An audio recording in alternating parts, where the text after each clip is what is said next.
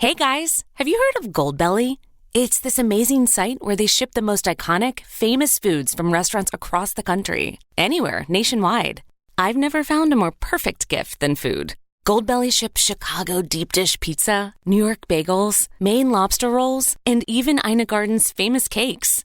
So, if you're looking for a gift for the food lover in your life, head to goldbelly.com and get 20% off your first order with promo code GIFT. That's goldbelly.com, promo code GIFT.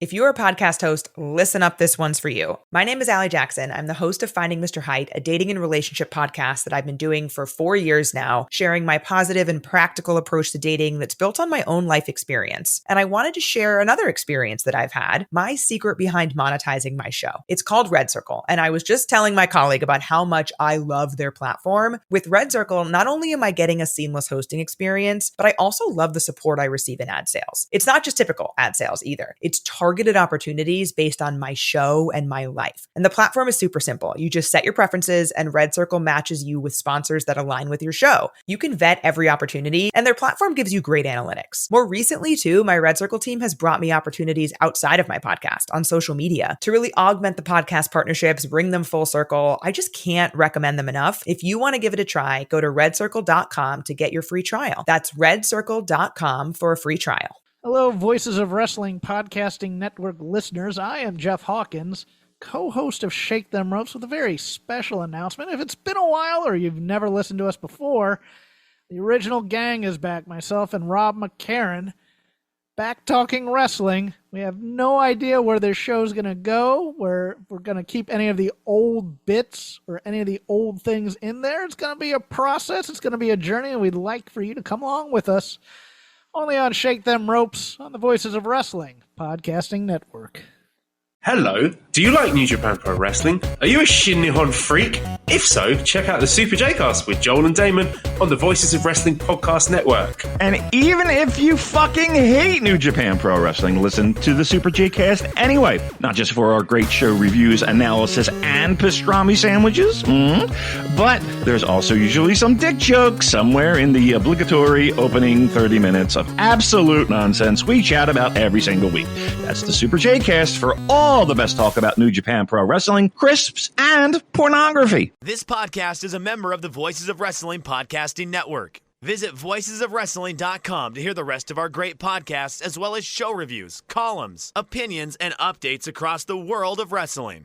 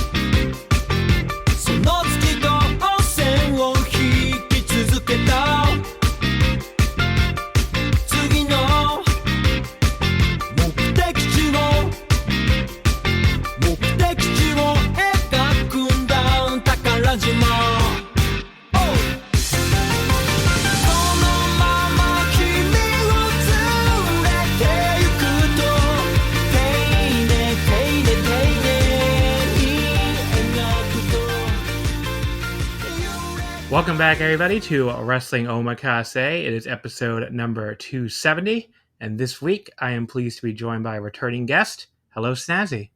Hey, how you doing? Pretty good. Worried about my Blue Jays, but other than that, 60 days out from leaving from Japan today, so that's good.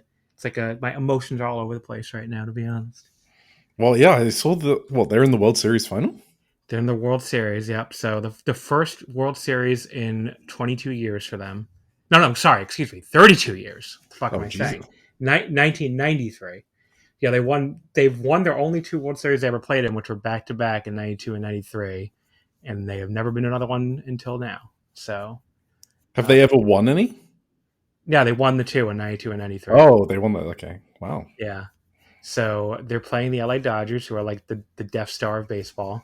Yeah. Just like the ridiculous. I mean, the first two games, It's very funny. So game one went exactly as I would have expected the Jays to win. Basically, they destroyed them 11-4.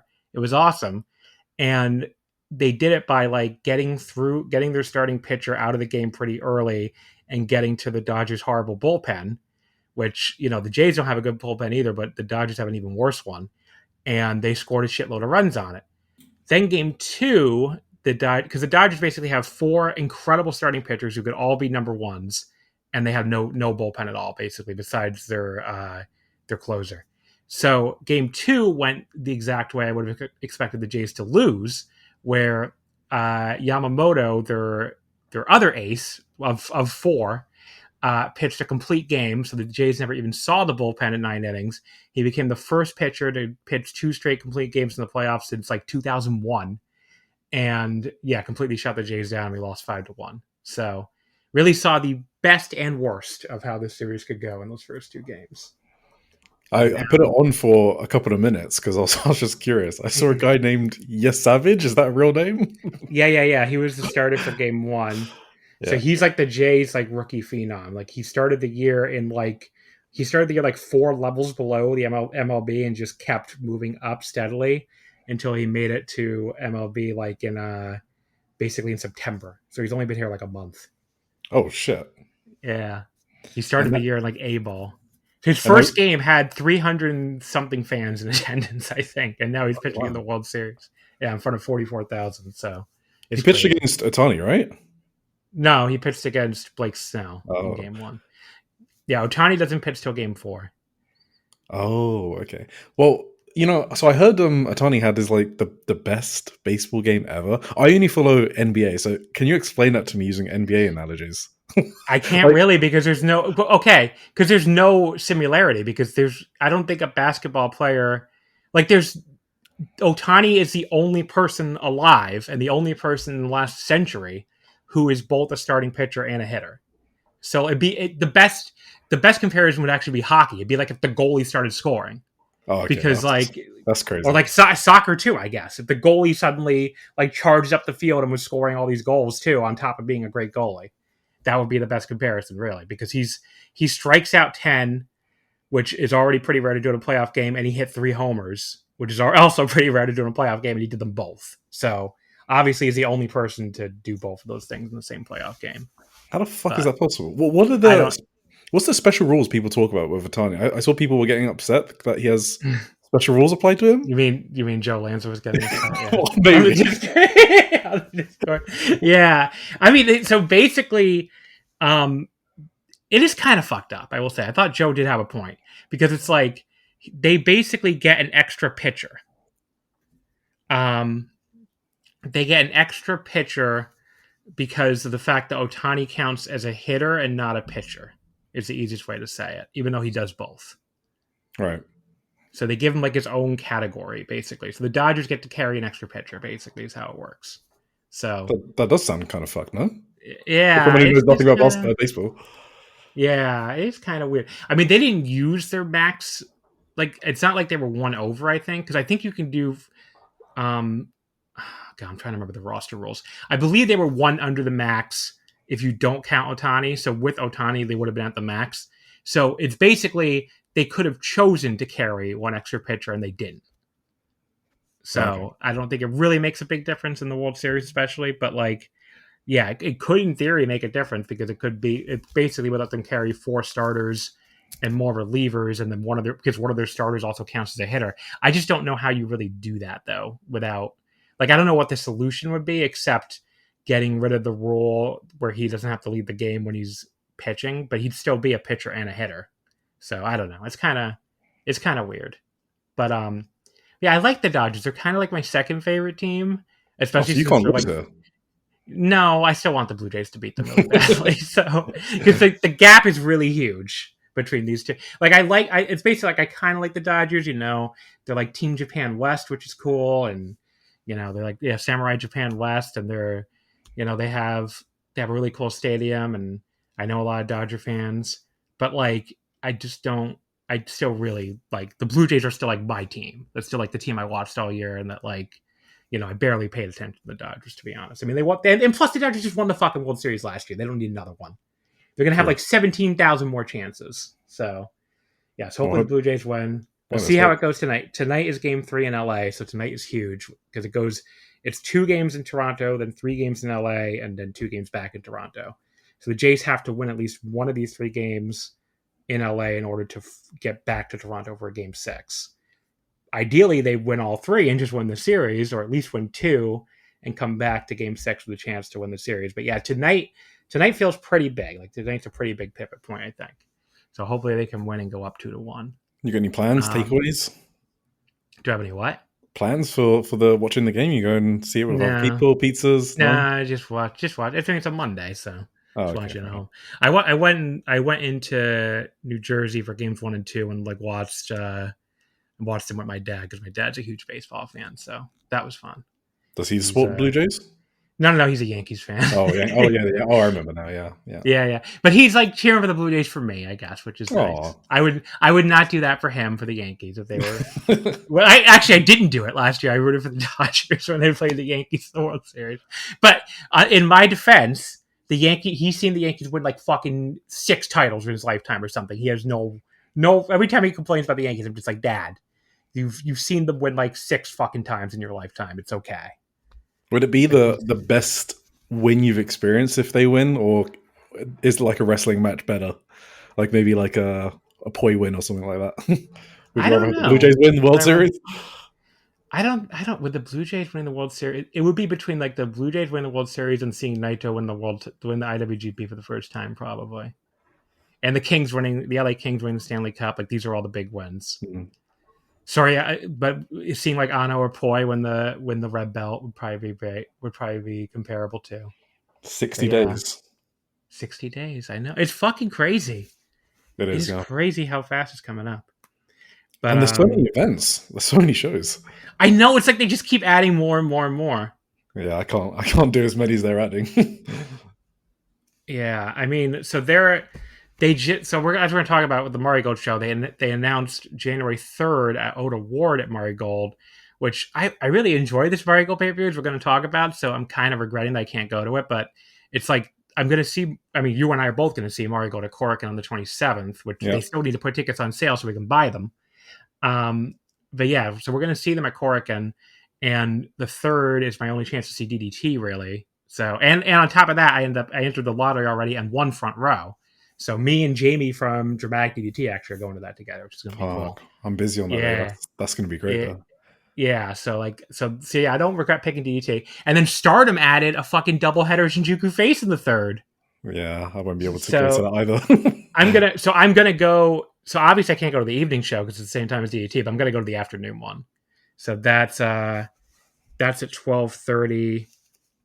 At 12:30 at Shinjuku FACE, and yeah, it's perfect though because I'm staying in Shinjuku from like the 1st to the 4th. So like I'm literally going to be like next door to Shinjuku FACE. So it's like I can literally like walk next door to go to that. Is it more expensive there in Shinjuku? Yeah, there's hotels of all different price ranges, but the one I'm staying at is really expensive because it's the very top of the new Kabukicho Tower. Like the views are supposed to be incredible. So that's mainly why I booked that one. That one I booked for 2 nights. So I'm staying one night in the Godzilla Hotel, which is the one like you see when you're walking towards Shinjuku FACE. I can't remember what the fuck it's called. I think it's I don't. It's not I always want to think Grand Bell. I don't think it's Grand Bell.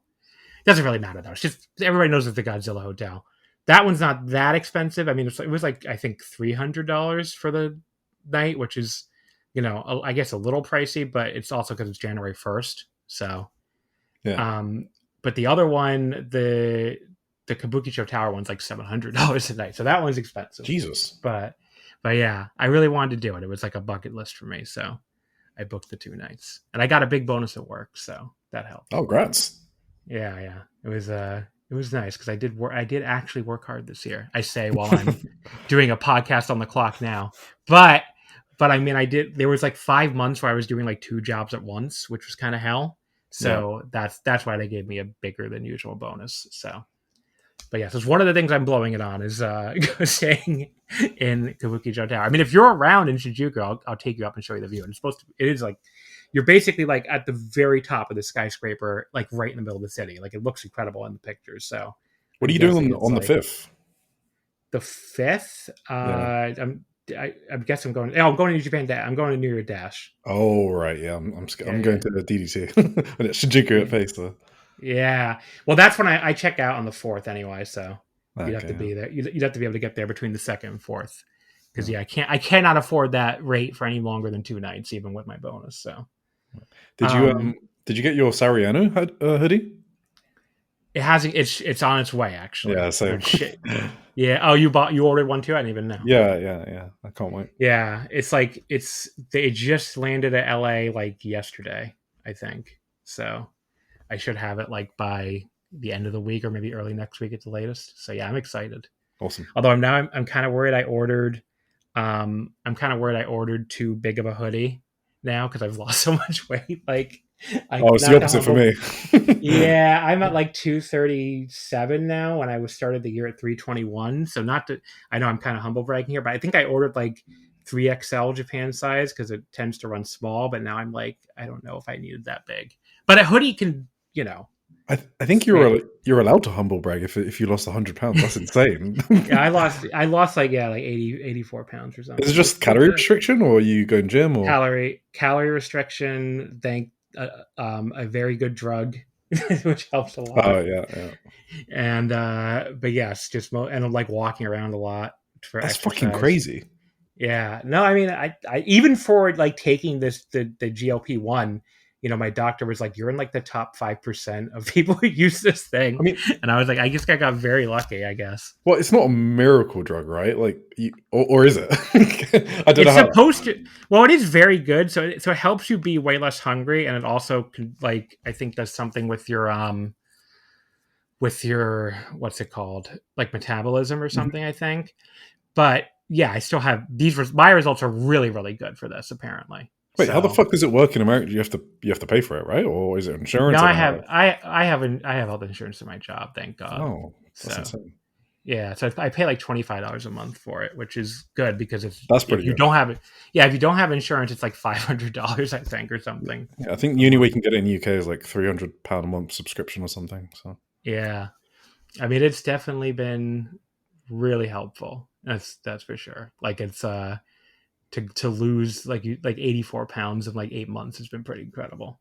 It was in 8 months? I didn't ask how long. Wow, that's insane. Yeah. So I was 321 at the start of January, and now I'm 237.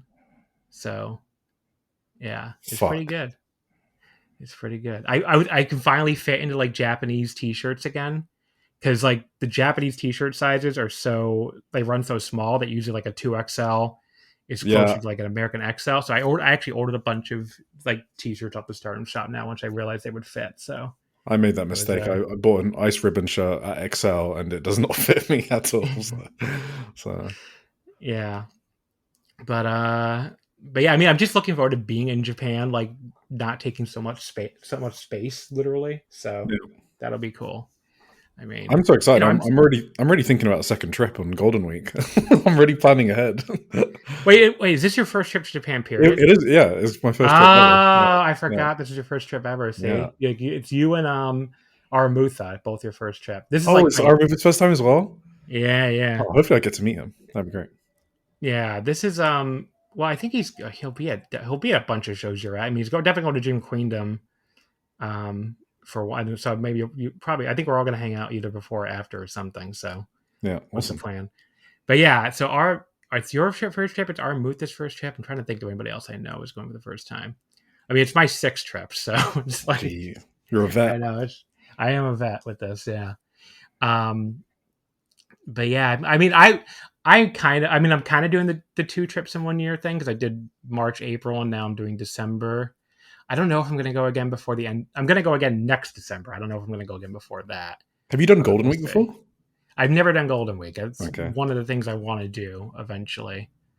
But it's like the flights are so expensive. Yeah, I've heard it's really expensive. So that's what's putting me off a bit. But I want to go for the Marvelous show because they got their huge anniversary show in I think it's Yokohama Buntai, one of them. Buntai or and presumably All-Star Grand Queendom too. Yeah, exactly. So if I can fit both of those in, that would be amazing. So Yeah, and like Velky could tell you about it because he just went to go Oh on a yeah, week. yeah. Yeah, But then he said he's not going back for a few years because it was that expensive. I'm So sure. I'm sure. yeah, He's very. we'll I see. mean, look. I mean, what the time of year we're going is really expensive too. So Yeah, yeah. yeah. But yeah, it's like there's almost the other thing I bought this week too, by the way, was Choco Pro. So that was the other. Oh yeah, I thing. saw you got some. Yeah, I can't make time for that, unfortunately. January 2nd. I've never been to. I've been to a Gato Move show, but it was in Shinkiba, so I've never been to Ichigaya, like Yeah. Choco Pro in Ichigaya. So I'm looking forward to that. That's like 4:00 on the 2nd. I'm like blowing off All Japan like crazy now, which I guess we'll talk about when we get to them. But it's Yeah, like I don't blame you. I don't care about the two Korakuens. I did buy the New Year's Eve show. I bought like first floor stand, and because I'm gonna get there late, basically, I'm gonna go from Ice Ribbon. So yeah, I'm just like whatever. I don't really care about All Japan. No. Are you buying Ice Ribbon ahead of time? By the way, I'm just gonna buy it when I get there. I think. I think I'm just buying most of the Korakuens when I get there, even the Marvelous one, but I don't know if that's risky. I mean, it should be fine, surely.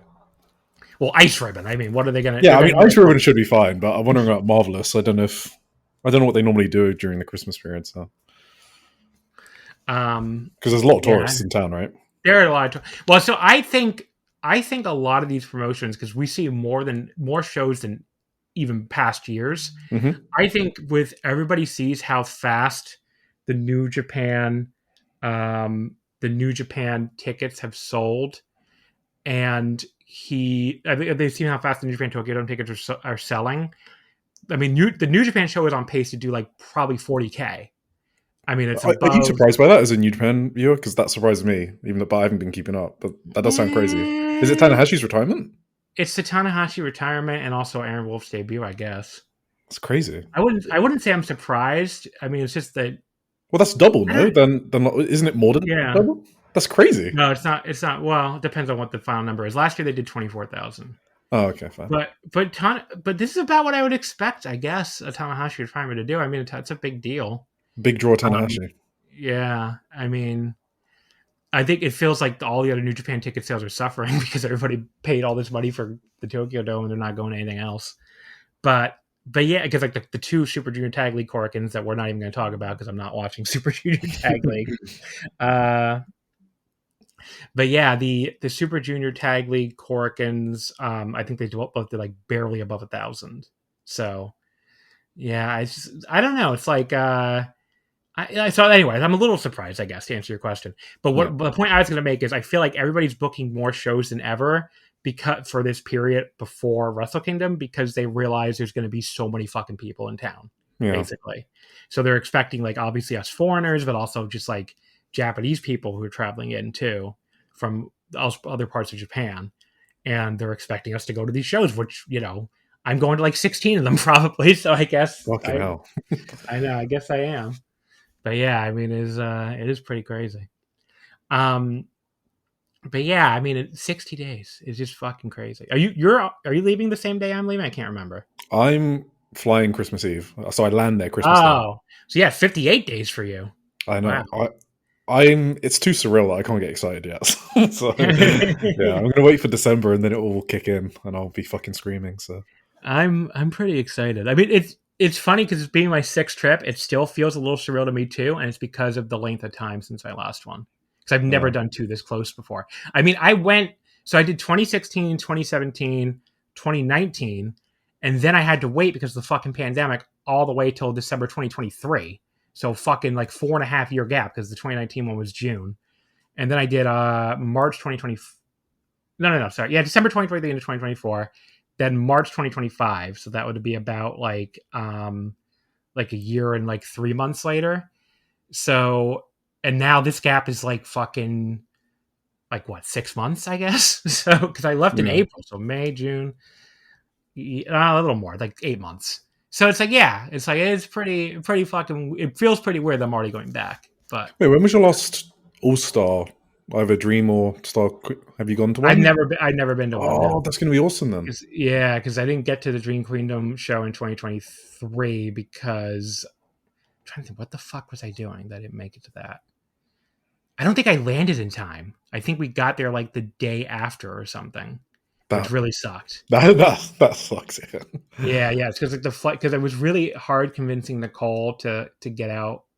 Like she would never want to do what I'm doing, where I'm leaving on the night of the 25th. Because she doesn't really like leaving. It's like she doesn't want to leave before Christmas either. So she wants to see her mom for Christmas. I mean, it's normal human being stuff, not wrestling crazy people stuff. But yeah, so she would never want to do what I'm doing. And I guess we left. I think we might have just landed like the day after Dream Queendom last time, which that did suck. And you'll be first row this time. This time I'll be first row. And I'll be right behind you. Yeah, that's true. Yeah, you'll be like directly behind me almost. It is fun. Yeah. But yeah, the only shows left that I have to buy ahead of time are the Marigold Korakuen and then the 2 Stardom Korakuens. And now I guess the Shinjuku FACE show. The Shinjuku FACE show, both of them, I'm expecting I hope that people understand that those are going to sell out in the fan club sale probably. Yeah. Like if you want to go to that, you better get at me for if you know me, by the way, not if you're a random person, I'm very sorry. But if you know me and you want to go to the Stardom Shinjuku show with me, you better get at me quick. Because once these, I think they said the tickets, the pre-sale's like November 4th, I think. I have it in my Stardom notes. Yeah, the pre-sale is November 4th.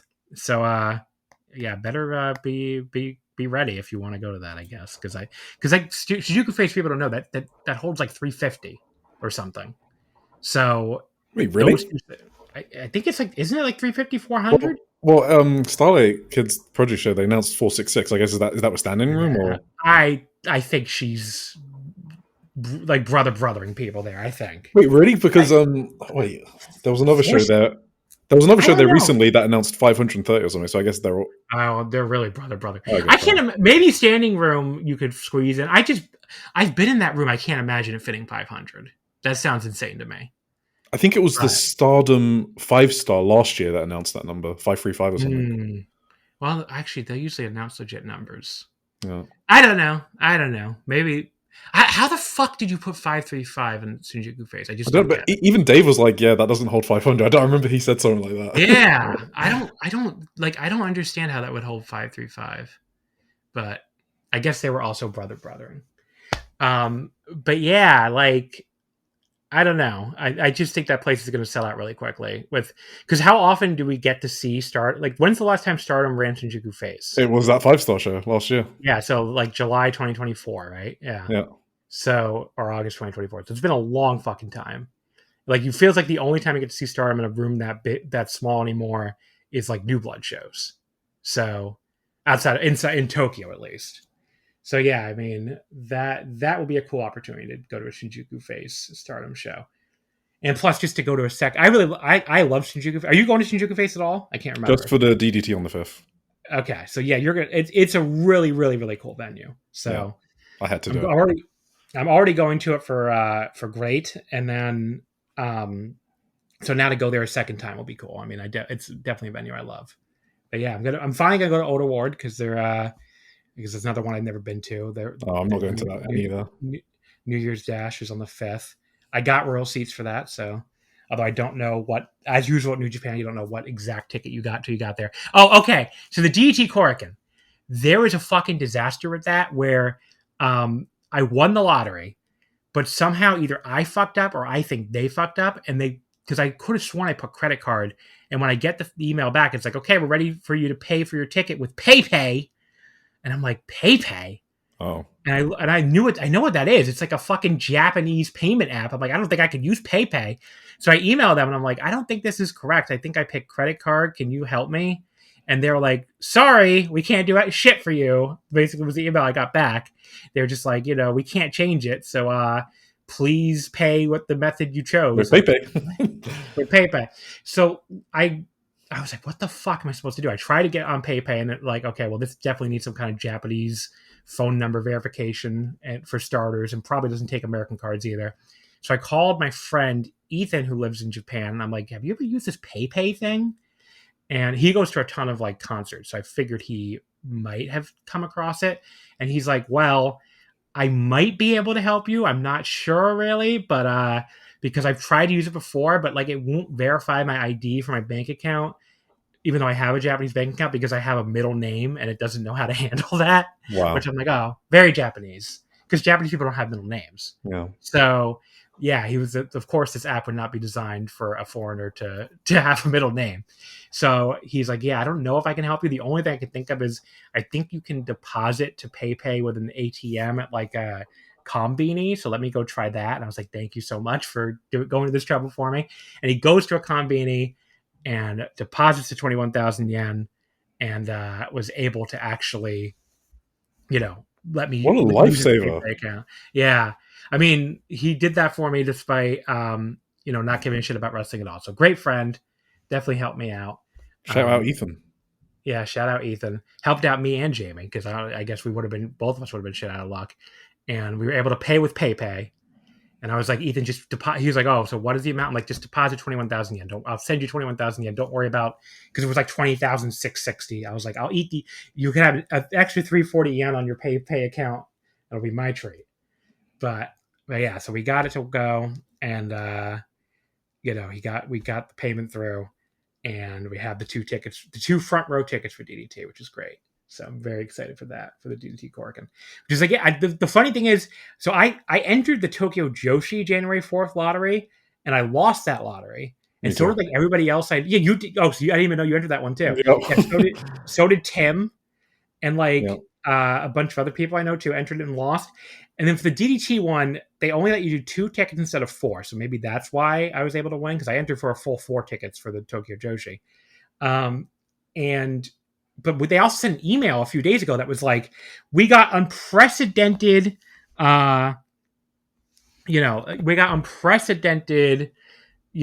interest in this lottery, like way more entries than we've ever gotten before. So, that's why there's a delay in the lottery results. So please bear with us. So I get that email. I'm like, okay, there's no way I'm going to win that if they're getting more entrants than ever. But then the email comes a few days ago and it's like, you won. And I'm like, oh, okay. I was like very surprised. But yeah, then the pay bullshit happened. But yeah, we got through it. So huge shout out to Ethan, who's never, ever going to hear this. But I already thanked him enough in person. I mean, on the phone. So, but yeah, got my 2 DDT tickets. And yeah, it's 60 days away. I'm rambling now, but I'm just very excited. Well, because we're very excited, yeah. Yeah. Isn't this the first time because the last podcast you spoke about Hall of Fame, right? So this first review podcast in like a couple of weeks, right? Yeah, because 2 weeks ago we did God, what the fuck shows were 2 weeks ago? I don't even remember. Everything is such a blur now. I think 2 weeks ago was King of Pro Wrestling, right? Yeah, it was not good shows is what I remember. Yeah, I mean, King of Pro Wrestling was had some really good stuff on it, but I would say that was probably the best show we talked about. And then the Noah show was fucking. It was you and Paul, right? Yeah, it was me and Paul. Yeah. Last week was the Hall of Fame episode, which was fun. Then you had a break for a week. Yeah, and I had a break for a week. Yeah, before that. So I think that was before the show 2 weeks ago. Yeah. So yeah. So back to wrestling reviews. But we have a packed November, so I have a lot of stuff in November. The only fucking tag tournament I'm watching, I'm telling people right now, is the fucking Stardom one. I'm not bothering with either New Japan tournament. Unlike Rich and Joe, there is no amount of money you could pay me to do daily audio coverage of the World Tag League. I'm not. I value my time more than that. What'd you say? The All Japan one? No. The New Japan. Well, I'm not doing either one, but definitely the New Japan one. You could not pay me to do. Wait, they're doing daily audio of the New Japan? No. So if they get X number of patrons, they will apparently. Oh my fuck! I forget what the number they set was. It was pretty high, if I remember correctly, but it sounded attainable. So, if you want to go torture Rich and Joe, I guess you can go. Oh, okay. It's like losing a bet. They don't want to do it. Exactly. Okay, fine. That's more acceptable. But yeah, I'm not covering Super Junior Tag. I've watched a little bit of it. There's been some pretty good stuff. The Hiromu Gato team is really funny, I will say. So that is the big highlight for me, at least. But I haven't watched every show, and I'm thankful I don't have to keep up with it for the podcast. The All Japan World Tag League. I mean, the lineup does not look strong, and I'm very out on All Japan. So, as you're going to hear again when we get to the review, I still watch it, but I'm just not very into it right now. And so I'm not going to watch that. And yeah, the World Tag League, not a million years. So it's going to be Stardom. It's going to be the Goddesses. And already there's been, when we'll get to Stardom, there was one promising development already for the Goddesses Tag League. Were you planning to watch it, by the way, or no? Yeah. I cover it for podcast and newsletter. So yeah. So I mean, I do think I've seen some Stardom fans say they're going to skip it and just like really, you know. Yeah, I guess a lot of people use the tag leagues as a chance to like take a break. There were some good matches last year, if I recall correctly. Yeah, so like Hanana and Saida had some great matches. So we're going to cover it week by week on this podcast. I mean, I already got the whole schedule planned out, so we're definitely going to cover it. But that's the only tag league we're going to cover. Saying it right now. But first, before we get to Stardom today, let's do Marigold, the Marigold Grand Destiny 2025 show from the Sumo Hall Ryogoku Kokiki-kan on October 26th. Holy fuck! You aced it. Sorry, I was just so surprised. Holy shit! Yeah, good job. That was yesterday, October 26th on Wrestle Universe pay-per-view. It was 4,000 yen if you had a Universe account, 5,000 if you didn't. So they gave you that 1,000 yen break, which is nice, I guess. But the show ended up being well worth the money because, as we're going to get into, this was, I think, easily the best. At least it's the best Marigold show I've ever seen. I can't think of a better one, at least. The Yogi show earlier this year was good, and I don't remember how good their January 3rd show was. No, the Yogi one was the only contender to this one, I think, in Marigold history, and I think this one was better than the Yogi show. Yeah, so that's how I feel.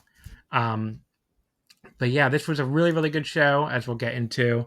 They announced a crowd of 3,450. That would be up from 3,058 last year. It's Marigold, and it's a very round number, so I'm a little skeptical. I don't really think they had 3,058 last year either.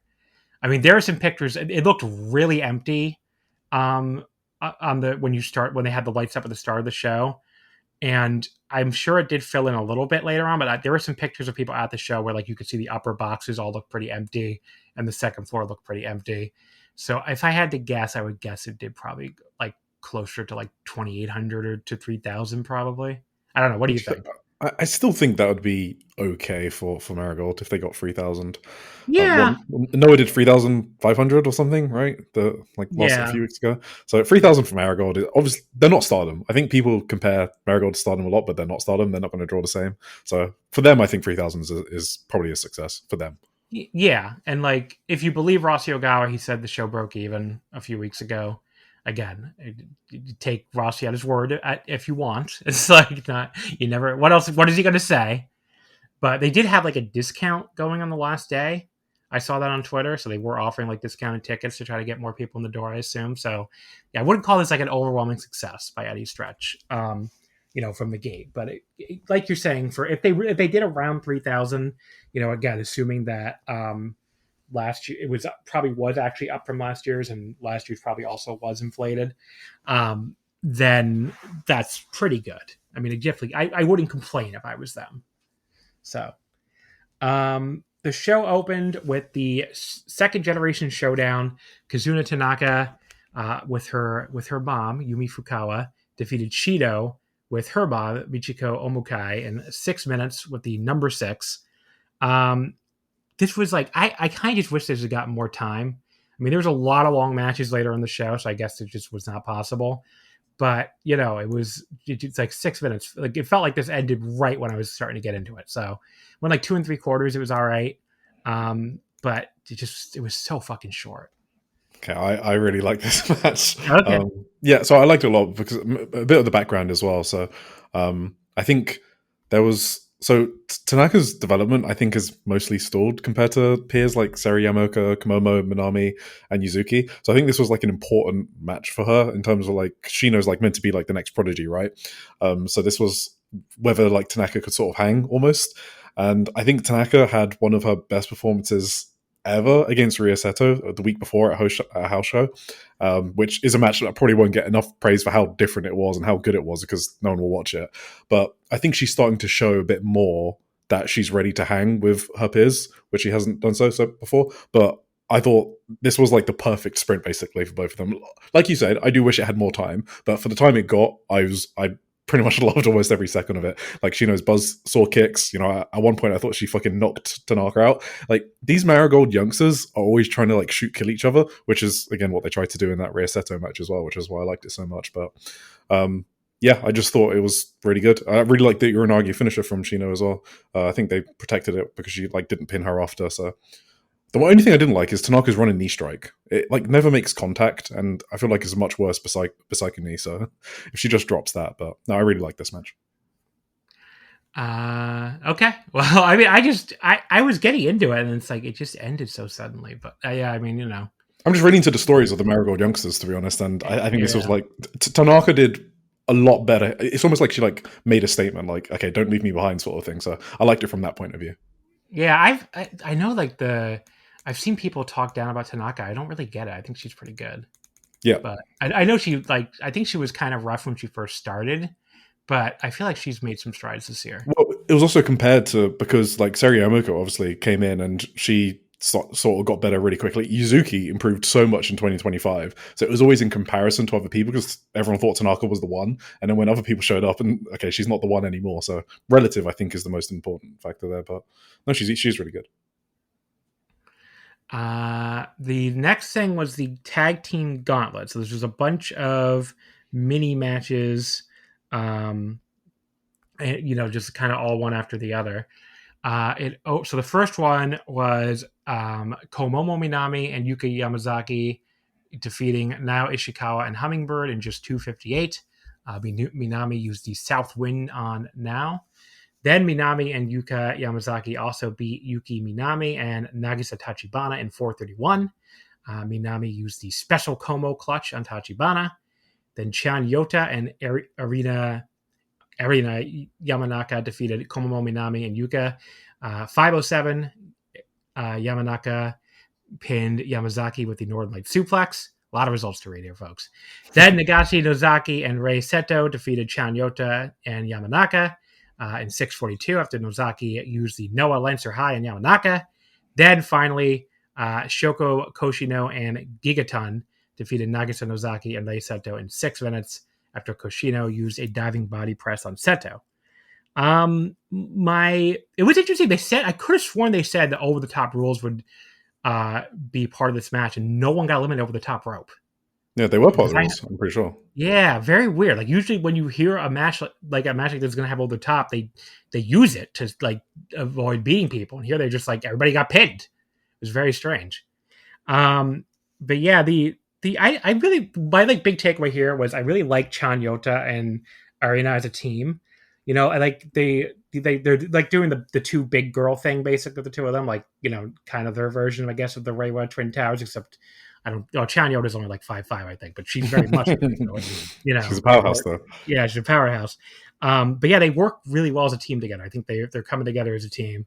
There was a great dive before at one point by Yamanaka, and she's kind of she can be a little awkward in the ring at times. Wait, the crossbody? Yeah, the crossbody. Yeah, it does look good. Yeah, the crossbody looked really good. There was a very unfortunate wardrobe malfunction though, at the end of it, where she I guess pulled out her padding from her bra and threw it to the side because I guess it was really annoying her. But I was like, we probably should have waited for the camera not to be on her when she did that. But yeah, so that team was really good. I thought that was a big standout. So Shoko Koshino, this was her first match, I think, right? As this gimmick, she used to be Flying Penguin, and then she unmasked when she signed the contract. Right. Yeah, there you go. So that explains it a little more. I was like, why? I forgot she was Flying Penguin. But yeah, she came out singing here, which she had her outfit was like a tribute to her trainer Super Delphin. I saw a lot of people. I was watching the show live, so I saw a lot of people in the Discord making fun of the tail and stuff. But it's it does look a little goofy. And Gigaton, this was now Ishikawa pulling a Mick Foley and doing two the same match under two different gimmicks. I fucking hate Gigaton. But yeah, this Shoko, she pinned Rei with the top rope splash for the win. I thought this was fun for what it was, a little chaotic and messy, but it was enjoyable at times. 3 1/4. Yeah, I did not like this just because I thought this was far too long. It needed to be like cut in half. So this is better than all of like the pre-show rumbles they used to do, by far. But this was so long. I don't know why it needed to be this long. And the people I was interested in was Komomo Minami, Yuka Yamazaki, and Rei Seto. Those are like the standouts of the youngsters in Marigold. So I would have liked them to have more of a highlight on the card rather than being thrown in this. Because those people I think deserve to get rewarded for what a sick year they've had, like on the house shows and stuff. So yeah, and by the time Gigaton came out, I was completely disinterested and stopped caring about it. But it was okay. It just needed to be shorter and maybe swapped with the second generation showdown. Then we had then they announced the 2025 Big Show schedule. So here's where we got the confirmation of the first stream at Oda Award Show on January 3rd, which again, after how great the show was, I kind of sad I'm gonna miss it, but you know, I am gonna see Marigold. It's not like I'm not gonna see Marigold, but obviously the bigger matches are gonna be on the 3rd. So we have that show, the first of 3 Oda Awards. Then January 24th is Icon Forever, Mayu Iwatani's 15th anniversary show. That's a Korakuen. May 23rd is Shine Forever at Oda Award. August 9th is Summer Destiny at Oda Award. And then October 24th is Grand Destiny at Sumo Hall. So those are your big Marigold shows. It's cool they just told you your entire big show calendar for the year. Yeah, I wasn't expecting that, actually. Not that many promotions do that anymore, really. No. But yeah, so that was kind of cool. Then we had our first of 2 mystery opponent matches. So they just put like, I think it was just like big name M and big name S, basically, is what it would translate to. Yep. And the first one was Minoru Suzuki, which was that. First of all, it was funny that they used M for the first name because that kind of like, you'd think he would be big name S if anything, given the Japanese puts the last name first. So that I felt like kind of camouflaged it.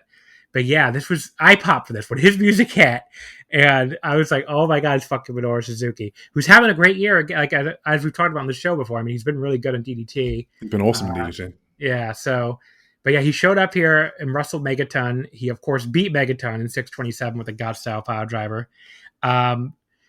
This was a funny match. I enjoyed it. I know some people seem to really hate it, but I thought it was pretty funny. I mean, Megaton trying to scare Suzuki was really, really funny at the start, and Suzuki was not frightened by this. Yeah. And then when Suzuki would like do like offense to her, like the crowd would just boo him out of the building because they love Megaton. But Megaton got like way more offense in this than you might expect. I mean, she landed her second rope splash, which the English announcers were saying was the first time she's ever landed it. I don't know if that's true or not, but like, what? That sounds crazy. I didn't listen to English commentary, so yeah. But she like did actually get some offense on Suzuki. She took so long teasing a moonsault though that Suzuki was easily able to get back up, and then he just was kind of like patting her from behind repeatedly, like tapping her, and she was just like, "Uh oh." That was pretty funny.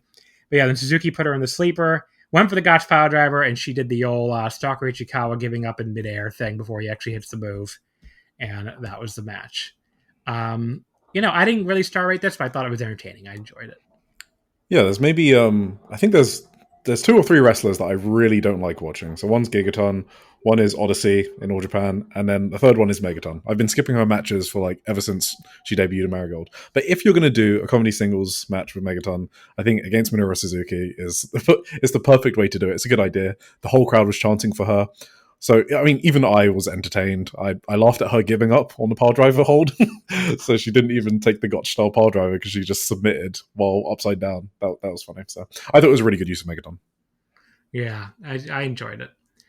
So then big name S was indeed Sarie, which is what everybody originally predicted. Well. And but she was also booked on the Stardom Korakuen the next day, which I think made people be like, well, what the fuck? But yeah, so she's just working both, I guess. She does whatever the fuck she wants. She defeated Shika Goto in 1140 with a diving double foot stomp. I guess this doesn't. I don't know. Does this explain the quick IWGP title change to you? Maybe they just didn't want her coming out with their belt. Yeah, I think what happened. Well, I don't think it's that unfair. I think New Japan really wanted a big match. I think that's one thing, and they're just kind of disorganized, so they sort of like rushed the storyline because I think the Sarie storyline seemed. It was being paced for Crimson Nightmare. So I do think it was like accelerated somewhat. But I think they just didn't want the belt on the Marigold show, which kind of makes sense. They just didn't want her to be announced as a champion, or for the IWGP champion to be on a Marigold show. So they're like, fuck it, yeah, you can do Marigold, but just drop the belt or whatever. So I think it's super cool that Suri can do that. To be honest, so sort of shows how how strong of a draw she is. I guess that they're allowing her to do that. Yeah, the Suri. I mean, it was cool. I mean, they let Barb Sasaki ref the main event too, which is kind of crazy. So one surprised even more. They don't. I feel like people think they want to like run each other out of business like AEW and WWE. I don't get. Yeah, I don't think it's that bad. Well, the fans fucking hate each other. It's really weird. I think all it is there's no working relationship. We know that just because they're not on cards, outside on the indies ever. Like you can count on like one hand how many cards they've been on together, like contracted stars, and that's Sendai Girls. Rhea Seto was on the Jaja Uma tournament, and then there's only one time where some like a freelancer has done shows back to back like Saria's done. So they don't work with each other, but that doesn't mean they hate each other. So yeah. Like if Mayu retired tomorrow, they would 100% let Stardom wrestlers on that card. That's what I think. Yeah, I mean, I don't know. It's just very. It is very. I think it seems more intense between the fans than the promotion. It is 100%. I think it's a fan driven thing, to be honest. Yeah, I mean, I don't. For people who don't know what I'm saying here, I don't just mean. But there's some Western fans who are very intense about that. There's a lot of Japanese fans though. I don't mean just Western as well. Yeah, you see it on like Twitter and shit like that. Yeah. Like they're very, very intense about it. But yeah. So Sari, she's working both. And she had a good, pretty good little match here. I don't know. Some people seem to like this a lot more than I did. I thought this was like pretty good, but nothing special, like on the Sari match scale, especially. So I was like 3.25 on it. I don't know. It just didn't do a ton for me. Yeah, this was a really good match, but it was like the floor of a Sari match, right? It's like Sari can't go below a certain level, just like every Suri match is like at least good, and this hit that level. I didn't think it was anything special, but I did like it obviously a lot. I also, I don't know, this is obviously not that important in the grand scheme of things. I don't really like Go Chica's new gear. I didn't even notice she has new gear, to be honest. I mean, maybe it's not that new, and I just don't watch enough Marigold. But it's like because the last time I watched it was the Dreamstar GP final, and I think she still had the fucking like that blue and white. I don't know. It was like blue and pink or something gear. Yeah, I think I just don't notice gear, so you might be correct.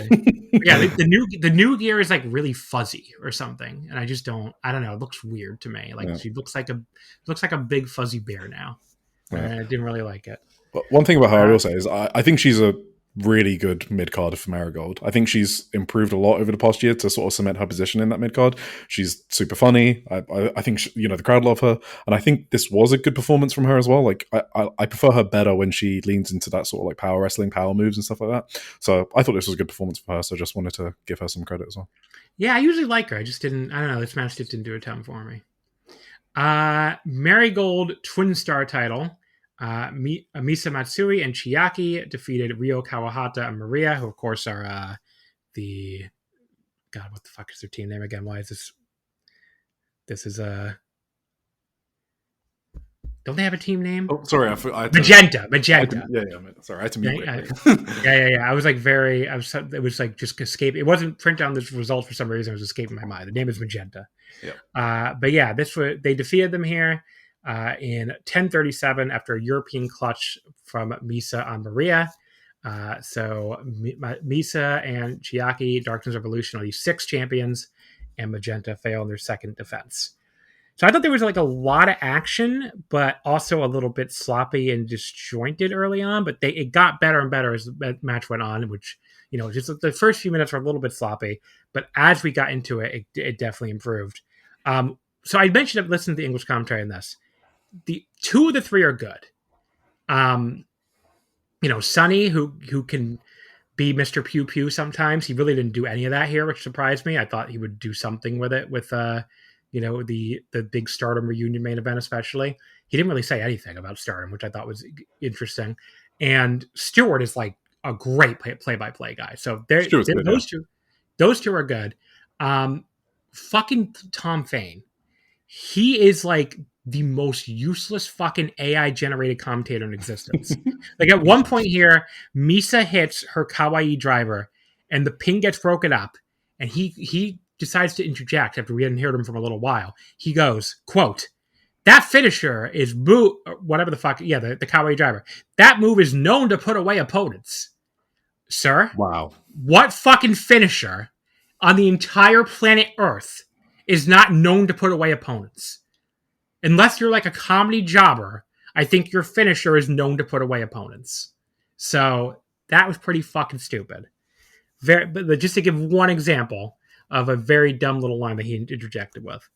But yeah, Misa at one point rolled back through Maria's pin attempt after eating her driver thing with a European clutch. That looked very, very smooth. Awesome finish. And I was, really, really happy to see her finally get a belt here, considering she's always been like one of the standouts of this promotion for me. But yeah, very good match by the end, despite having its flaws. I went like 3 3/4. Couldn't quite get to 4, again, because it was a little disjointed early on. But I enjoyed this a lot. Really good match. Yeah, this was a pretty good match. I actually think it was one of Magenta's better matches in their current gimmick, like maybe top 3, top 5 matches since they turned heel in May. So there was some backstory because Rico and Misa Matsui were in Actress Girls together, and they both debuted on the same show on the 15th of November in 2018. So in the build-up to this, Misa spoke about how jealous she was that Rico got a singles match in her debut while Misa was in a multi-person tag.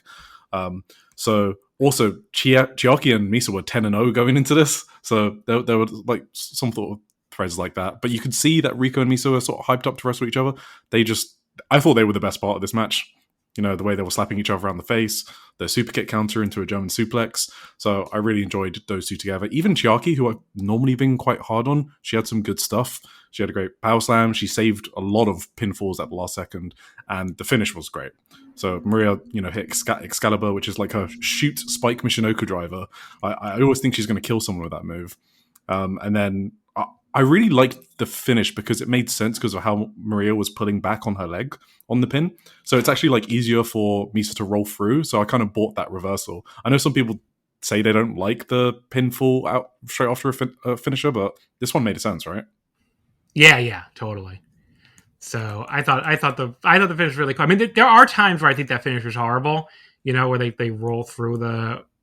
And they like no-sell it, but this wasn't a no-sell. It wasn't a no-sell. Yeah. So that's totally how I feel too. It was her first title ever in her career, by the way, Misa Matsui's. So that's awesome. So there you go. That is cool. So yeah, that was that match. Then we get into where the show really picks up. So first off is the match that was for some reason just subtitled "That's Wrestling." Before we do it, can I just say the top 4 on paper? I thought it was almost as good on paper as the top 4 of All-Star Grand Queendom.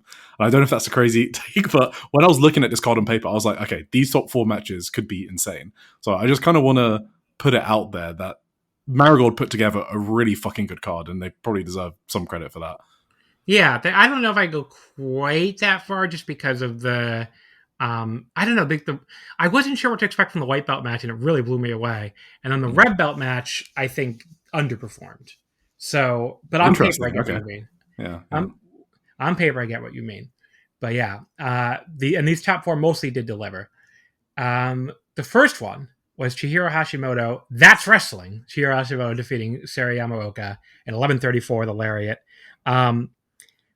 This match, it was exactly what you would have expected from these two. I mean, they started on the mat. All their mat work looked so fucking good. I mean, all the amateur wrestling stuff they did was so great. And then once they started going high impact, Chihiro just spears the fuck out of Sari at one point. Probably one of the hardest spears I think I've ever seen in a wrestling ring. I mean, she fucking killed her with a spear. And then she just sends her flying right after that on a German suplex too, a release German, just sends her flying halfway across the ring. And then, Sari gets a little bit of offense after that, only to get just decapitated by a Chihiro lariat, and then she holds her down with a shoot style pin, and even had her legs hooked too, and gets the pin. I fucking love this. I went 4 1/4. This was an awesome fucking match. Did you like the pin? Yeah, the pin was awesome. Hell yeah, I fucking love this match. This match was my shit. So, some background, which made it even fucking cooler, is Seri has a few inspirations in terms of wrestling. The one I think everyone knows about is Julia. She fucking loves Julia. The other one is Hashimoto. So when Seri talks about what type of wrestler she wants to be, it's a mix between Hashimoto and Julia, which I think is like super interesting and kind of cool.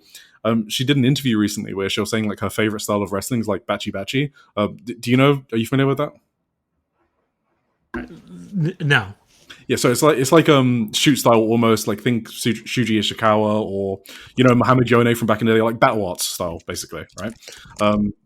So that's her favorite style. So it kind of made sense that they had this type of match.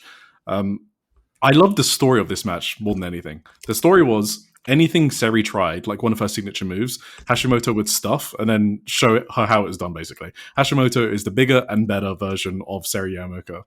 So, for example, like the first suplex, so Seri has a really great side suplex, so Hashimoto just threw her to the side with a side suplex. Seri tried her spear, Hashimoto just stuffed it, and then later she did that fucking insane spear that you mentioned. Seri teased like a German suplex, Hashimoto stuffed it, and then later on gave her the fucking release German that murdered Seri on top of her head. So I liked that story of the match going bigger and better, and Hashimoto just being a wall that was too high to climb for Seri. And I love the finish as well with the shoot wrestling pin. So, and then Hashimoto spoke to Seri after the match, and you can see that Seri was super emotional because she's one of her inspirations. So yeah, really love this. Yeah, great, awesome match. And then we had the white belt match, the Marigold United National Title. Victoria Yuzuki defeating Mai Sakurai in 2036 with the Victoria Sunset. By the way, I'm sorry if my key clicking came in there. I was actually answering a work email really quick. No, it's okay. I mean, you are on the job, so I am on the job. I mean, I tried to mute myself, and then you asked me something, and then I unmuted it, and I forgot to remute it. I'll let you cover more. Yeah. But I just realized they're going to hear the click. But yes, Victoria. Can I just say quickly on Seri as well?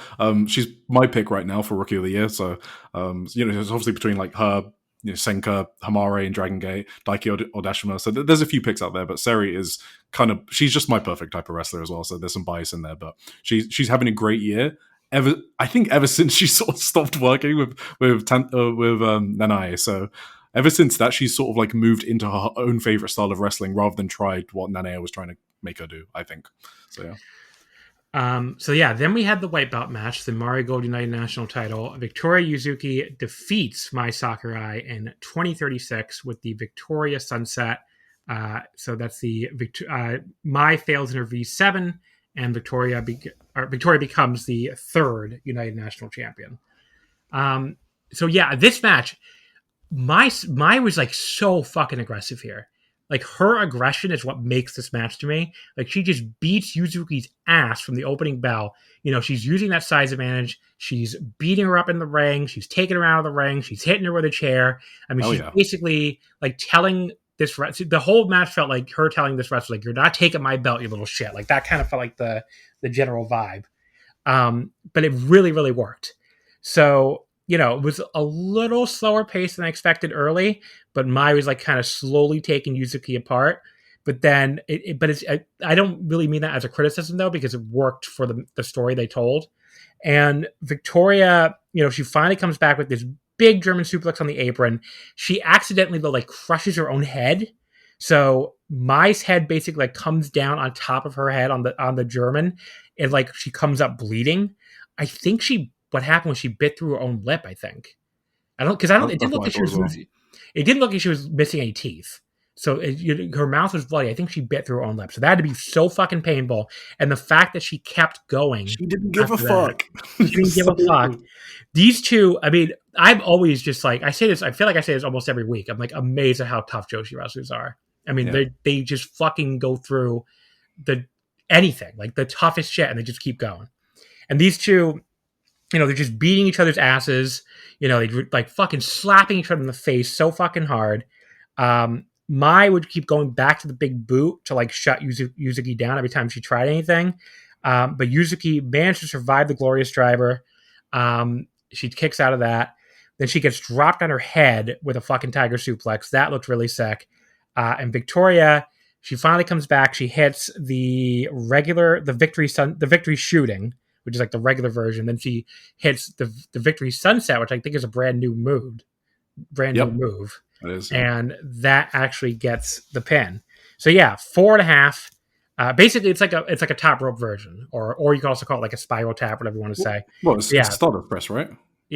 I thought it was like more like a spiral tap, but maybe it was a Stardust Press. I don't know. Yeah. Doesn't really matter. It was a flippy high fly move. Yeah. But yeah, 4.5 stars, fucking owned. And the main event was awesome too, but I thought this was match of the night. Like this match. Oh fucking yeah! It was my match of the night as well. Victoria fucking owns as an underdog babyface, and Mai Sakurai again. She was nothing special, I thought, when she left Stardom. So she has really picked it up in Marigold. And like she's one of those wrestlers when it seems like she was waiting for a bigger role. Not that she was white belt champion in Stardom too, I think. But just in Marigold, she's like one of, obviously Marigold's less crowded at the top, you can say. And it feels like as one of the featured players, like she's really picked up her game. And she's become a great bully in this match. I mean, she was just really, really good, using her size advantage. I thought she impressed me even more. Like I already knew Victoria was great. I thought Sakurai just had like the performance of her life here. So yeah, 4.5 stars, amazing fucking match and match of the night. Yep, my match of the night as well. So I'm pretty sure because we covered the Dreamstar finals, right? I'm pretty sure we did.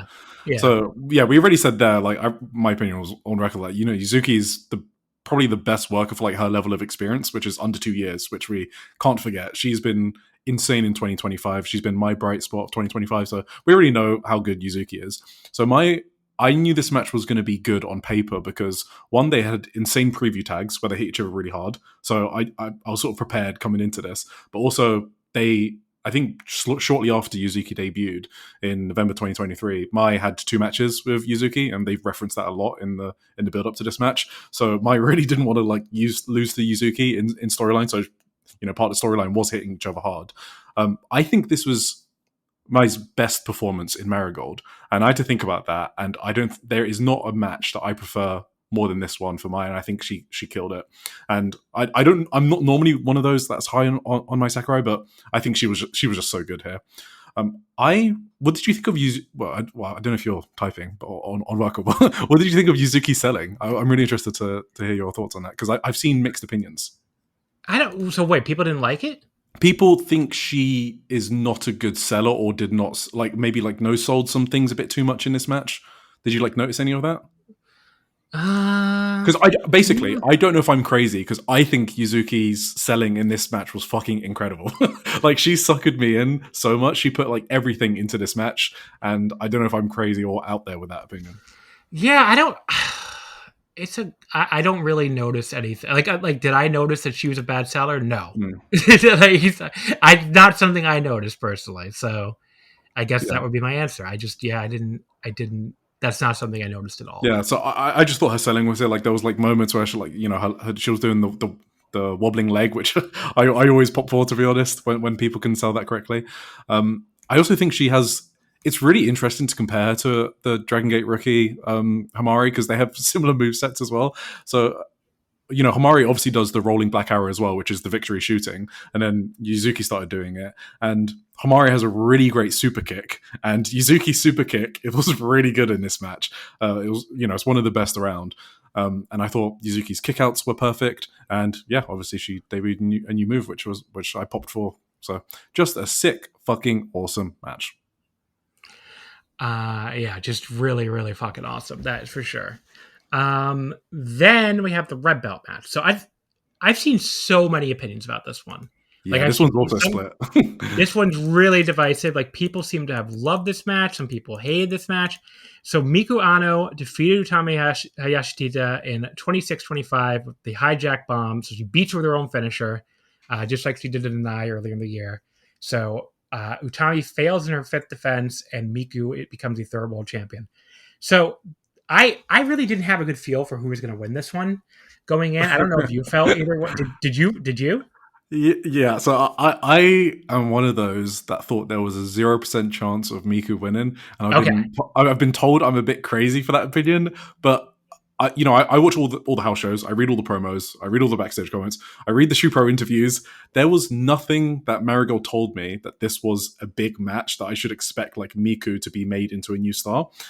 Everything was like positioning this from the company themselves as a filler defense. A storyline of this match going into the fucking match was how it was underneath the main event. So Miku spoke about it, Utami spoke about it. Oh no, why are we in the semi-main event? Why would you use that as the storyline if you wanted to make a new star? That just seems weird to me.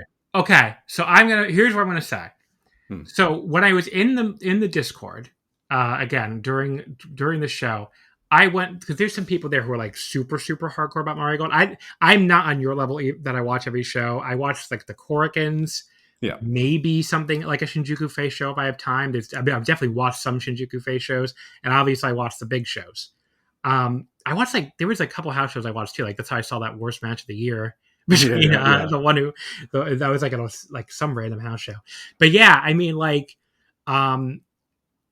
so like what I asked them basically was like the really hardcore Marigold fans in there, a couple of whom are very much the Marigold versus Stardom types, I will say.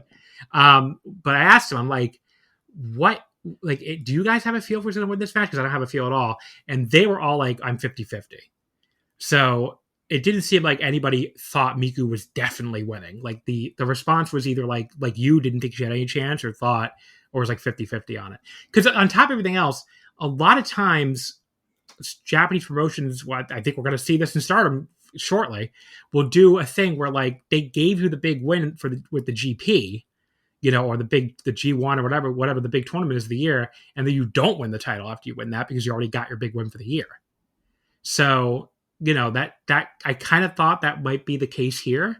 And like you said, for everything I read about the build, I was like, wouldn't this kind of bury Utami if she lost?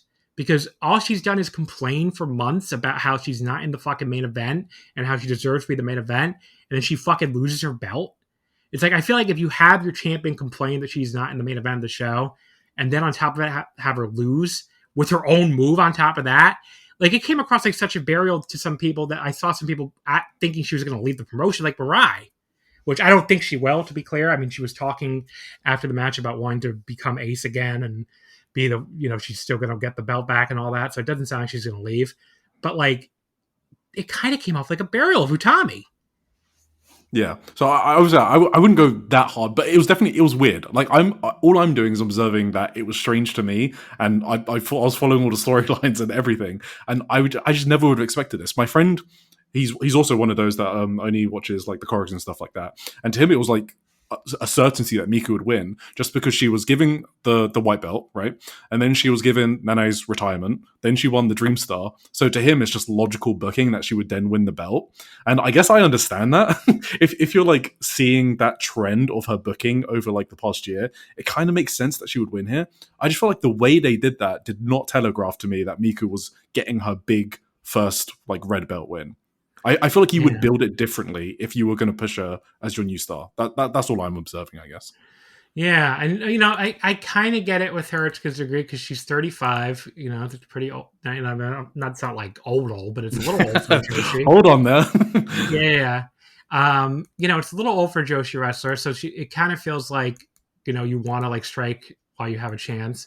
And she's proven she can handle the ace role before because she was, how long did she hold the fucking Actress Goals title? Oh yeah, this is nothing about Miku, by the way. Like she is more than ready for the red belt. Yeah. Well, she was Actress Goals champion for like a year and a half. Yeah, no, she's fucking awesome. We're just talking about I guess how it was booked is a bit odd. That's all. Yeah. I mean, it's more about Utami than Miku to me. Yeah, Miku absolutely. Miku makes perfect sense. I mean, she's great, like you just said. And, again, she's not getting any younger. So you might as well put the red belt on her now. But like Utami, I don't know. Like, I don't get the booking of having, like, if she's going to lose the title, don't have her fucking complain about being, don't have her fucking complain about being the semi-main for a month. Exactly. Like, it just makes her look like a geek or something. I don't know. It's just, and you have combined all the other weirdness, like fucking Rossi going in the press and saying she's fat or whatever. And just like, it's very weird. So they have a very weird relationship, and I just I don't think she's leaving. To be clear, I do. But oh, you do? Okay. I get. But maybe I'm out there. I just think this was too weird. But I'm not dooming her or anything. By the way, I don't want her to leave, and I don't have that much stake in it. I just thought this came off really weird. That it was just. Yeah. I don't think she would have dropped it in that way if she was staying. I think that's how I. So you heard it here first, folks. Snazzy said Utami's gone. Utami's gone as of March. It's just fun speculation. Don't skewer me for that, guys. The match itself. So I liked it. I went 4 stars flat on it.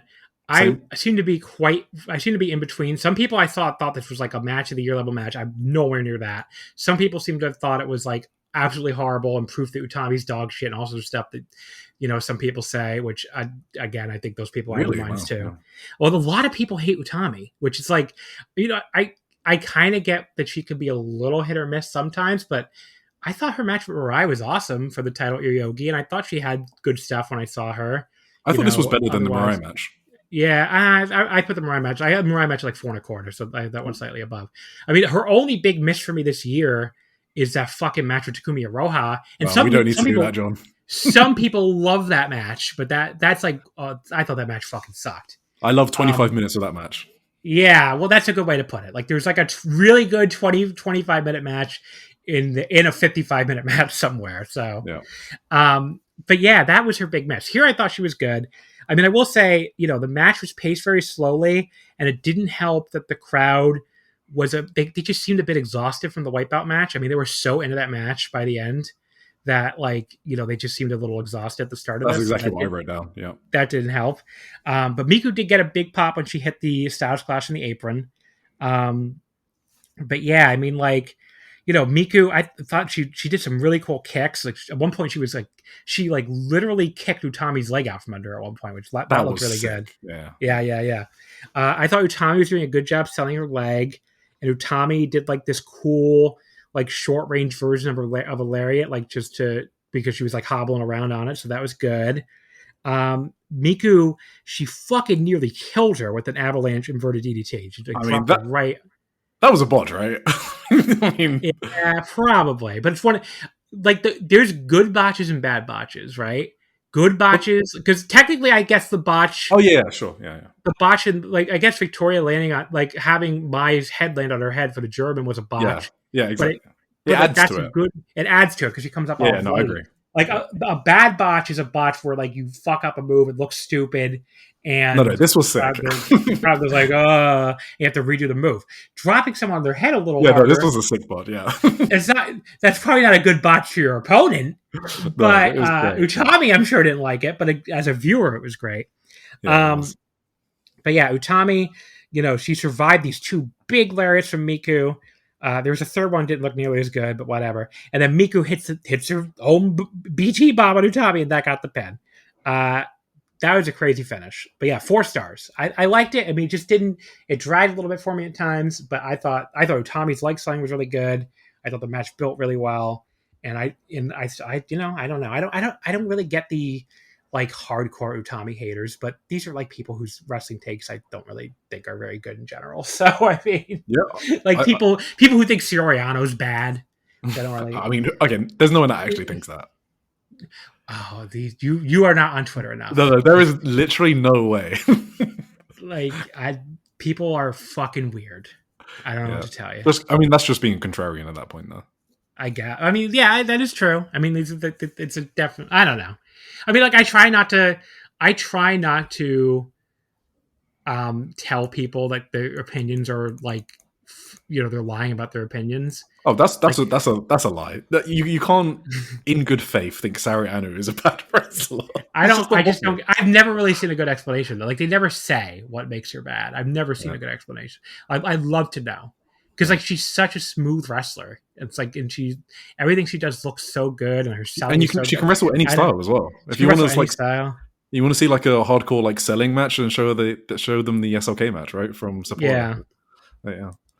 Very bizarre take, but yeah. Well, anyway, I think this was one of Utami's better matches in Marigold. I think I really loved this. They lost me for a bit in the middle section of the match. When I see a sleeper hold being applied 16 minutes into a match, I just sort of be like, really? Are we, like, at that point? Like, I got sort of, like, fucking PTSD flashbacks to the Takumi match. But aside from that, this match was excellent. And they pulled me back in immediately when Utami fucking lawn darted Miku into the corner, into the turnbuckle. That was like, look, if you want this fucking red belt, then, you know, you're going to have to fucking take it from my dead hands. You know, that spot was amazing. And I locked back in for the finishing stretch after that. That's what a good spot does. You know, it kicks up the intensity. Is like, all right, here we fucking go. And Miku hit a crazy Rainmaker on Utami, like turning her inside out. And then, yeah, and obviously the finish, which we spoke about. I really, really liked this match. They just lost me for a bit in the middle. So I was a bit out of the 4 top matches. I have this at 4th, but I still gave it like 4 stars. I really enjoyed it. Yeah, I mean, we're exactly the same then. Yeah, that's what I gave. 4 stars. I would say it's 4th out of the 4. But yeah. Main event, the Dream Destiny. Io Shirai defeats Mayu Iwatani in 26-28 with a moonsault. Moonsault press, I guess, actually. What the fuck is the difference between moonsault and moonsault press? I have no idea. I don't know why they add the press up. Maybe it's that if you go for a pin right after, maybe that's what they're trying to say. Yeah. First note I have to make. So I don't know how often you watch WWE. I've never watched them. Never. So I think like the Royal Rumble is the only show I watch most years. I usually don't even watch Mania. And I am not going to watch the Rumble this year because it's in Saudi Arabia. I just don't give a shit. So like, but yeah, I mean, like I honestly had no idea what Io Shirai's theme song was I'm going to call it Io Shirai. Fuck this. Io Shirai. Yeah, that's how I refer to her. Io Shirai, I had never heard a WWE theme song, or if I had it, I just completely forgot about it. When that song fucking hit, I was like, that's a fucking theme song? It's just like the same 3 notes repeated over and over again. And like, you know, I've heard that WWE theme music is really bad. I think even some WWE fans will admit this. But hearing it on a 2025 like Puro show is really funny because like every promotion in Japan is better at than WWE is now. It's like, isn't this supposed to be the kind of thing WWE is good at? Well, did you know that WWE fans think hers is one of the best themes in the company? Like, yes, because when I said on Twitter that's her theme, I got some light pushback from people who are like, "Oh no, hers is one of the good ones." I'm like, if this is one of the good ones, I hate to hear the bad ones. Yeah, because it was like that was like the whole song. I was like, what the fuck? Because this was apparently one of the ones made by what the hell's Def Rebel, or whatever the fuck his name is, before he left, and I guess whoever replaced him is even worse. Wait, is that a person? I assumed it was a band. I don't know. The person band. Who gives a fuck? But yeah, so just hearing her theme song was really funny. Barb Sasaki, I really, really popped for him. Hell yeah. Being the ref for this. I was like, that's fucking awesome. They let him do that. And earlier, by the way, I made fun of Tom Fane. He was really bad for the most part, but he redeemed himself a little bit here when he said that Io is used to, quote, slower paced competition. That was fucking funny. That was a fucking funny line. I'll give him that. That's a bar, yeah. Yeah. So Mayu like wiped her out with a dive, and that was like definitely the first good thing he said all night. So yeah, Io like worked this as subtle heel. You know, she was like throwing her by the hair and choking her in the corner. But the crowd response was like they loved her. I mean, they were chanting for her. They cheered for her. It's not like they booed Mayu, but they really loved her. And you know, they just were not willing to go with it at all. But yeah, this was like just an insanely fast-paced match. Both girls were just bumping around like pinballs. They definitely hit like all of their old beats. You know, you had Io stepping on Mayu for the moonsault, only for Mayu to like grab her leg desperately to stop her. And then Io got the rolling Germans with Mayu just like flailing in midair. You know, they basically did a greatest hits match. I mean, you know, they did a greatest hits match. And I mean, that's what this was always going to be, given that it's not a criticism. I mean, Io's a guest star. They don't have time to do like a storyline here. So it was like a greatest hits match of their classic series, which is awesome. Now, what I want to say though, is I see people throwing 5 stars at this, and I saw some of the same fucking people, shitting all over Azumi and Saya Kamatani from last month. Oh, I know what you're talking about. Though these fucking people. First of all, I don't really see the fucking difference between these two matches. They both are spotty as hell. They both were really, really fast-paced matches. I love both matches. I went 4.5 on this. I went 4 3/4 on Saya and Azumi. So you can't come at me with this. I'm consistent in loving both matches. But it feels like some people are like, spotty match good if Marigold. spotty match bad if Stardom. And that's really like what some people are saying. Or it's just because it's Io and they're allowed to like Io they're not allowed to like Saya or Azumi or whatever. It's like very, very weird. And in fact, this match had because I saw some people saying like Azumi and Saya fucked up a sequence. I don't even think they did. I think that was just the way they designed it. This match was sloppy in parts. Yeah, this match had a way bigger fuck up. They completely fucked up the Tombstone reversal spot. Mayu fucking dropped her. So this match had a way bigger. She dropped her like not. I don't mean she hit the move. I mean they were going for the Tombstone reversals. Mayu had her picked up, and she just like slowly dropped her in the match. She couldn't hold her weight. I don't know if I think Io Sky has put on like some muscle since the last time they've wrestled. If you look at her, so like I think Mayu just couldn't hold her. So Mayu had to pick her back up and give her the Tombstone. It looked pretty stupid. So like again, this was an awesome match. I'm quibbling with it here. But if anyone who fucking says, like, there was a guy who said, like, Saya Azumi should be executed or something, and he fucking loved this match. Yeah, which is, good, great. I mean, I guess he's kidding, but, like, great stuff. And he fucking loved this match. And I'm like, this match was just as big of a spot fest as that one, and these two fucked up more stuff, including, especially that Tombstone spot. So, that's just a touch grass moment, to be honest. Yeah. So... 2020 this again, I wanted to make this point because it's just like these fucking people with these takes. It's like you're so fucking transparent sometimes at like being like the Stardom hater or whatever, because like if you were the same person saying Saya Azumi was horrible and this match was great, you just look like a fucking moron. Why do people even support fucking promotions? Support wrestlers, not promotions. I don't get it.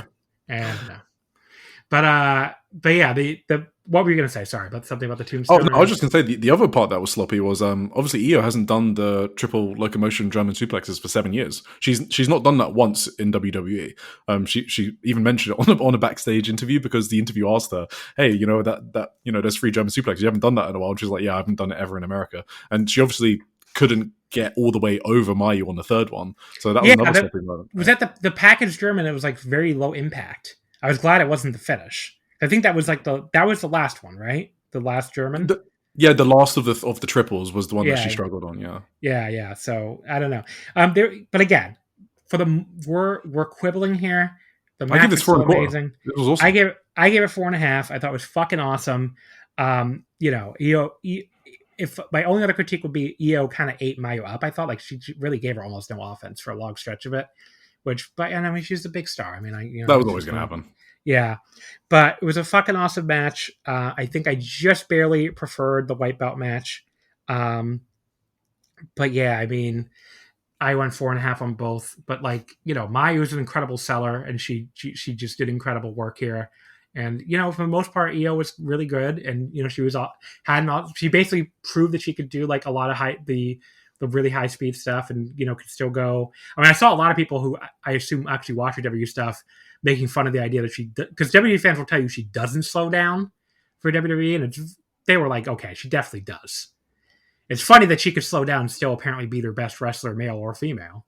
This match was also slower than obviously their trilogies, like 8 years ago, right? So.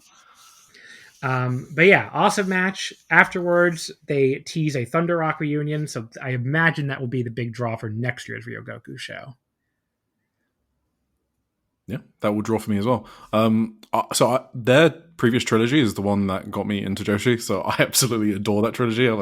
They're like perfect matches for me, like 5-star perfect matches. Well, they did, the December one, the December 2016 one. Yeah, after she turns heel is like one of my favorite matches of all time. And this clearly, that's definitely a 5-star match. And this is definitely not. This was not on that level. Exactly. I have to compare it to that. Like, how could I not compare those matches together? So, just when I compare those, this was just like a tiny bit sloppier, slower, and it didn't have like any of the stakes or storylines that those 5-star matches have. So, how could I think it's just as good? So it was impossible for me to like go that high on it. But I still really.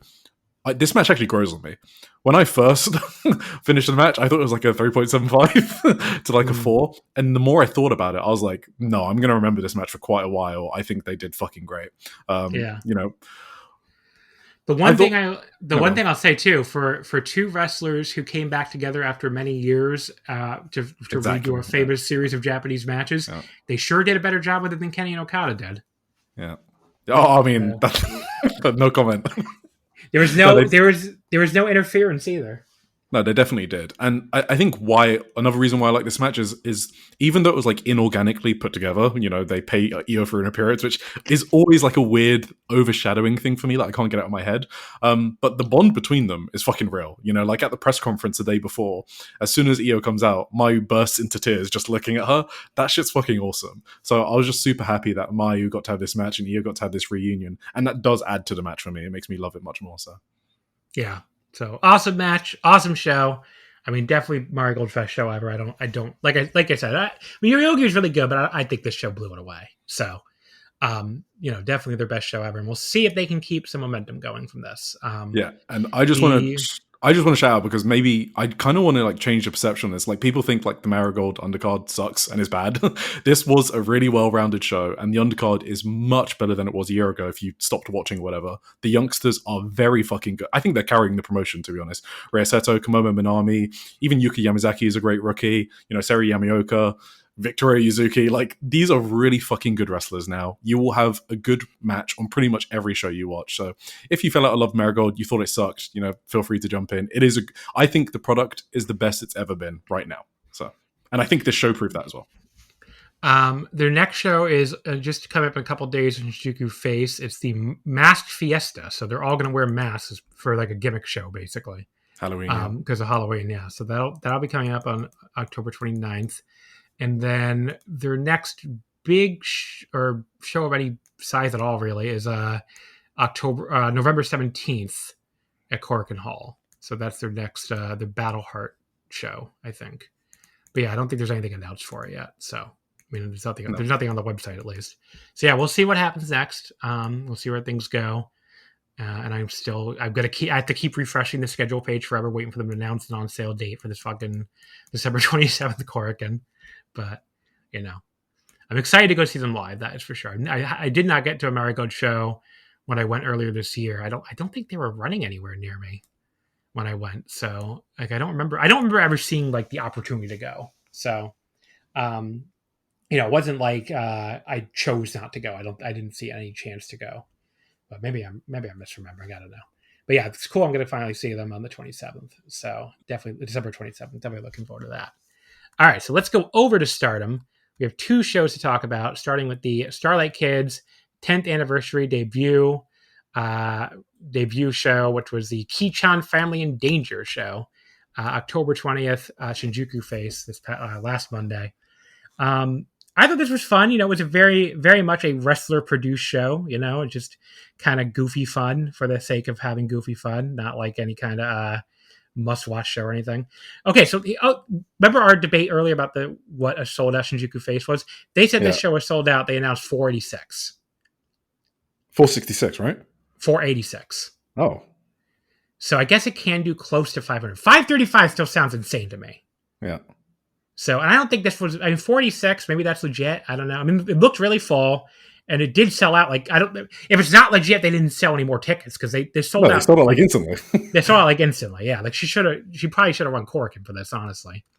But yeah, the show started with Starlight Kid coming out to the ring. She was joined by Taro Okada, who was speaking in the most echoey mic in history. Like, what the fuck was up with this microphone? That was bugged, yeah. He announced that, okay, so there was like people don't know, last Monday, there was like this fucking global internet outage because of Amazon, because it's so great that like two companies like are responsible for the entire internet now. Love that. But yeah, so Amazon Web Service was out that morning, so Stardom's pay-per-view provider was also out, so the entire show was instead streamed for free on YouTube. I'm sure Starlight Kid loved that. Lost out on her cut on the pay-per-view. So, because I'd already bought it too. So I think they have to refund me still, or I have to wait for a temporary charge to be reversed or something. But yeah, I ended up watching it on YouTube. That ended up being where they streamed it. But yeah, the SOK asked for super chats instead, which was funny. Because again, this poor girl probably lost out on a significant chunk of change. But there you go. Match 0 was Starlight Kid defeating Starlight Yuriga and Shin Starlight Kid in 12 minutes and 20 seconds with a moonsault press. So I copy and pasted the cage match card, as I usually do when I'm watching a show not live. And they had this as a 3-way. The match starts, and it's just Yujiya and Starlight Kid in the ring together. I'm like, okay, where the hell is the real Starlight Kid? I thought this was a 3-way. And they I guess this was a singles match that Starlight Kid just inserted herself into later in the match. But yeah, so are you familiar with Yujiya? Am I even saying that right? No, I'm not familiar with that. Okay. So Cage Match says she's 46 years old, so she's definitely been around a while. She's from something called Batos Cafe Entertainment. I've never heard of that in my entire life. Did she ever do any dates at Neo's? Because there was a lot of Neo influence on this card. Because obviously Starlight Kid's mum loves Neo. That's why all of those wrestlers are on here. Yeah, and even Starlight Kid used to go to Neo as a very tiny child, apparently. Yeah. So that's what she started at. So that's assumed why I think that's. I assume her mom probably helped her book it, probably. Yeah. But yes, but yeah, it looks like she wrestles pretty regularly in 666. So maybe her mom watches 666. Yeah, I don't know. The haunted audio system continued for the Starlight Kid theme song, but thankfully it went away by the second time we're hearing it for Shin Starlight Kid. But yeah, so the funniest part of this was I thought Sakura Hirota, the Shin Starlight Kid, pointing out that Yujiya was a fake. That was really funny. Like she was just like, "You're a phony." I'm just like, okay, well, I mean, you're not the real Starlight Kid either, lady. But apparently this match was to decide who the spare Starlight Kid would be, the backup Starlight Kid for the main event. But yeah, Hirota, she encouraged the SLK chants, but couldn't actually do the moonsault and settle for this kind of pathetic back roll instead, which I thought that was pretty funny. And Yujiya then also tries it next with all the chants, but Hirota went to the butt attack or whatever. I always forget the Japanese name for it. But when she sticks her fucking hands up her ass, everybody knows what I'm talking about. They've seen a Sakura Hirota match. I've heard it's called a shark attack. That's what Tim refers it to as. But there's a Japanese name for it. I don't remember what it is. But yeah, she goes to it to stop her. And then she's then actually able to hit a dive to the floor of sorts, which seems to surprise her as much as anybody. But then she goes for the Asai moonsault and instead just kind of sadly bounces back in the ring with a little front flip. That was funny. Sakura then calls in Anna and Matoi, who are the two Stardom young wrestlers who have been rookied forever, and they come in the ring to do a little dance with her, but then they both beat them up. So, they both beat up the rookies together, and they also give Daichi the ass attack for good measure. And then all three of them start to leave until the crowd chanting for Daichi apparently convinced him to come back. But then they hit the rope into his balls where he can get back in the ring. I'm like, why are they beating up this poor referee? It was very confusing. Usually they went for a fisherman suplex and then seemed surprised when there was no ref to count. And I'm like, you just kicked the rope into his balls. Of course there's no ref to count. Finally, Yujiya got Hirota down and was trying to take her mask off. Starlight Kid's theme hits again. The real one comes out. And she berates both of them for taking up 10 minutes of time on her show because she's pressed for time. But then she's at this photo time and the three of them start posing together. And I'm like, well, you just went from berating them for taking up too much time on your show to happily posing for photos. Very strange. Then they both attack her. She fights them both off easily, hits her standing moonsault on both of them. And then Daichi dives in and counts one of the fastest 3 counts you'll ever see, which is very funny. He was just he was like, fuck these two. That was funny. But yeah, hilarious ending. And she wins the right to be her own alternate, I guess. But, it was a comedy match. It was pretty funny. I enjoyed it. I can tell you enjoyed it. You did not enjoy it, I guess. I mean, it's Shinsuke Hirota, What'd you say? You don't like... Yeah. I've just got fatigue. I've seen a lot of her, right, on the indies and stuff like that. So yeah. I mean, it was fun. Then we had the transgenerational 6-person tag match. It was Riho, Ram Kaicho, and Rina defeating Emi Sakura, Hina, and Yuna Mizumori. It was Riho pinning Yuna in 9:37. This was fine. It was Rita basically there was kind of they're all doing this. The other two were doing the 10 with their hands for Starlight Kid's 10th anniversary during their pose when they come out together. But Rena's I am too heel for that. and she puts up her little sideways thumbs up instead. Or really, I think that's more like a Zeus's thing, but it was kind of funny. Rina and Emmy were like chopping and forming each other in the chest very hard at one point. That was probably the highlight of the match. And Yuna took like powder from the face from Ram, the whip from Rina, and then got pinned with some kind with the twirling ribbon, which is like this wacky roll up from Rio over the pin. Fun for what it was. It went like 3 stars. It was fine.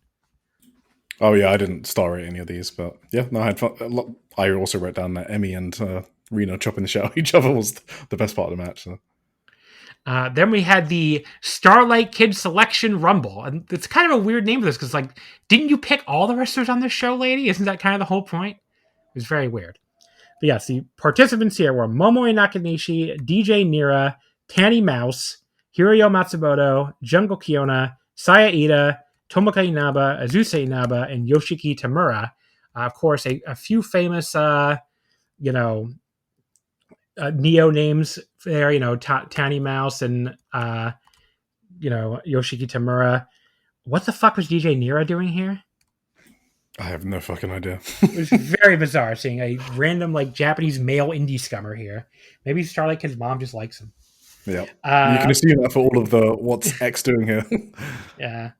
So it was interesting that Azusa was in her red JTO outfit here instead of the hate outfit. That was kind of cool. Yeah.